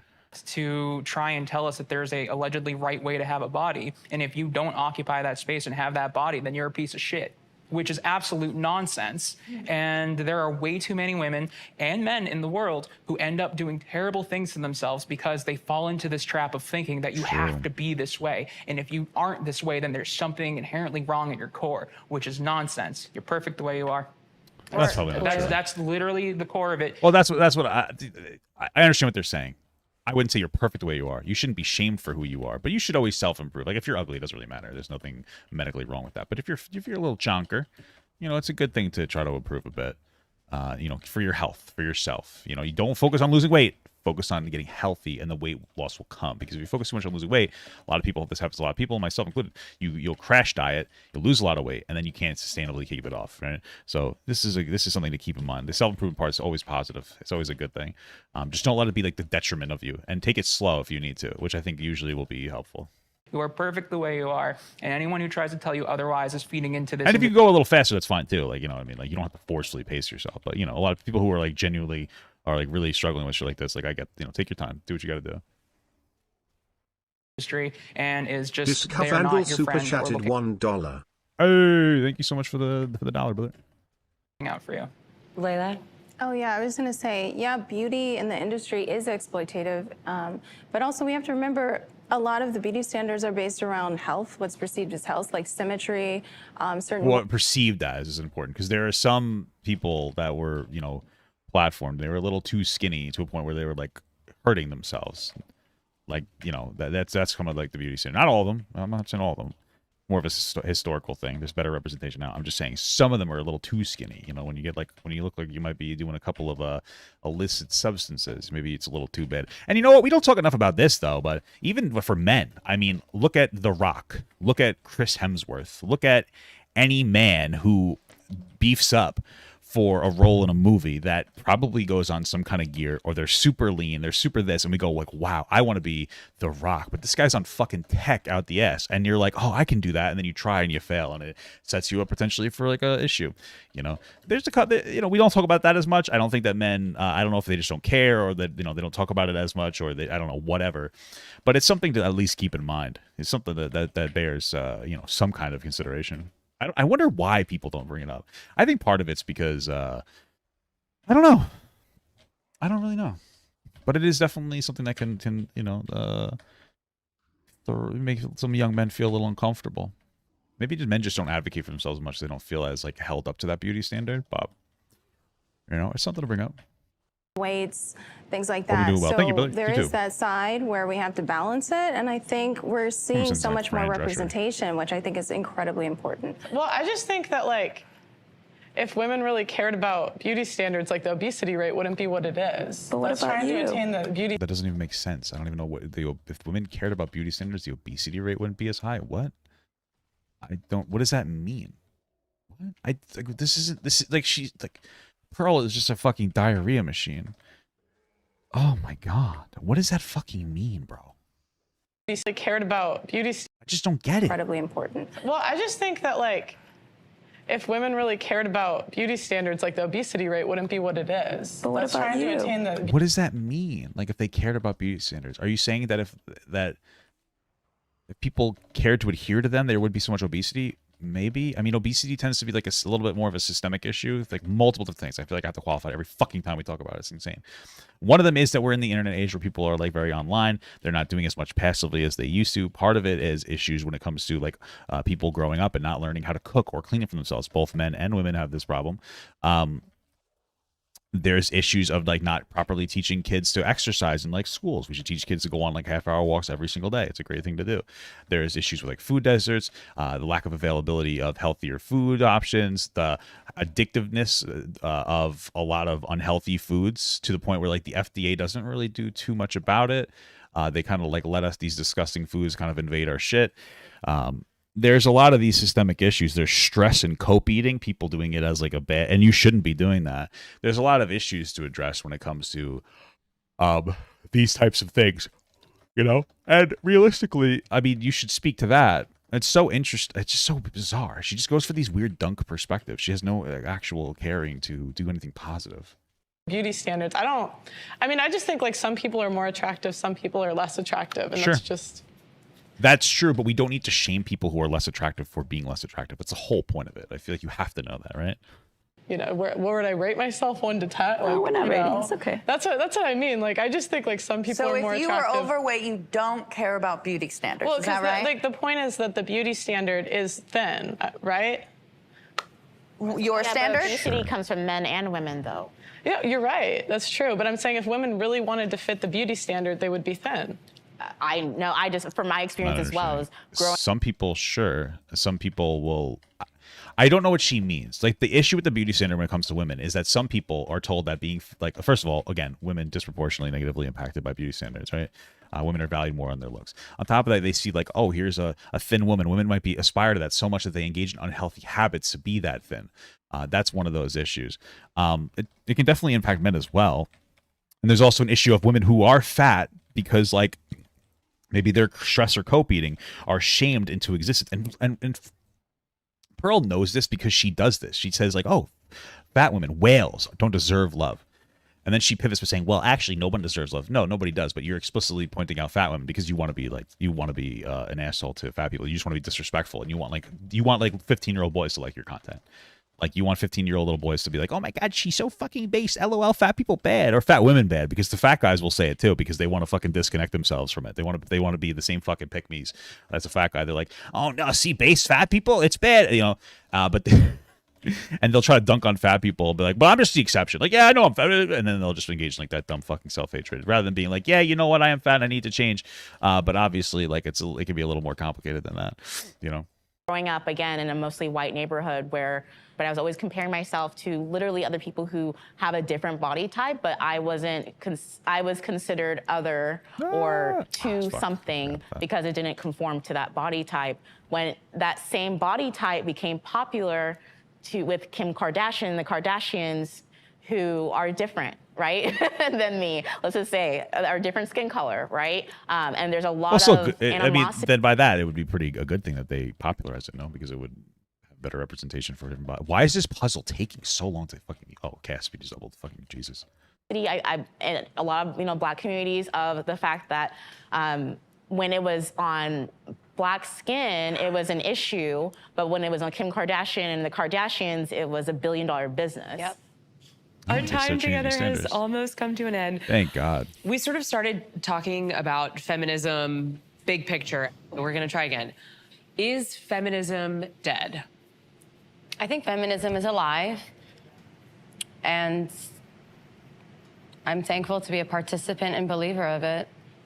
I would say, as far as the West goes, I think that feminism has been cannibalized by other movements like leftism, like transgenderism. So I think feminism is very much alive and well. I think it takes different forms depending on who you're talking to, and that's not necessarily a bad thing. And as I've defined in the beginning, for me, I use it as a lens. So I don't think I'll ever stop having it in my arsenal, if you will. It makes for a good vice panel. I mean, I guess the way that feminism is now is it's a good additive to the social conversation, but I don't know that it necessarily needs its own individualized like movement, I guess you'd say. Like, there's times where, like, again, yeah, with abortion, like, you're restricting a woman's ability to do the thing, where you could talk about feminism, shit like that, for sure. But it's not obviously as necessary in our country as it is in like other countries where shit's like fucked, Mostly social, I guess. Okay, we're done. I appreciate everybody taking the time. I know this is, it got a little heated at times, Autobots, but thank you all for coming. Roll out. Thank you. Thanks for having us. Yeah. Thanks. Can I stand up now? Oh my God. Are we actually It's really done? I love arguing. I don't think I love arguing. It's not really a positive thing, right? Like, I love arguing. I love debating. That doesn't make it's not a good thing. I love arguing. It's my fucking favorite. I love farting. I do love farting. Okay. That was wild. I mean, drama. And what is this, like a It was reality TV show? nerve-wracking. Some of the people on the panel were entirely subsumed in misinformation.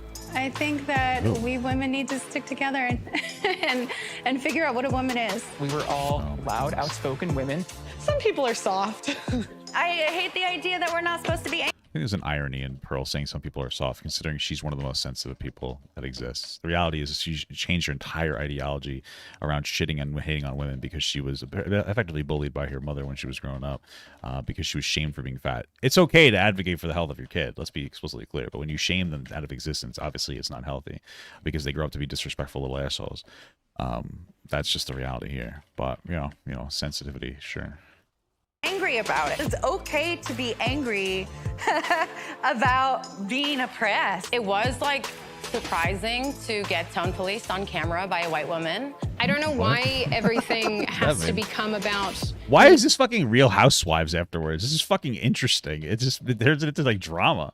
Being a white person as if that somehow circumvents my opinions on issues. The personal is political, the political is personal. We need to have more spaces where we have literal political ideologies of different backgrounds. Feminism is always and has been a hate group.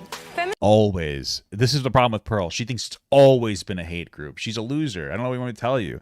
Yeah, women advocating to be able to vote. That's hate. Even if you think feminism isn't necessary now, like, understand, Pearl is a fucking idiot. Like, right, we have to understand this. Because, like, holy fuck, it's always been one? Yeah, even when I was advocating for being able to vote as well. Oh, that's such a hate group. Women want to be able to... make their own money so that they stop getting beaten by their husbands. See, hate group. It's like, well, you're just being unintelligent at this point.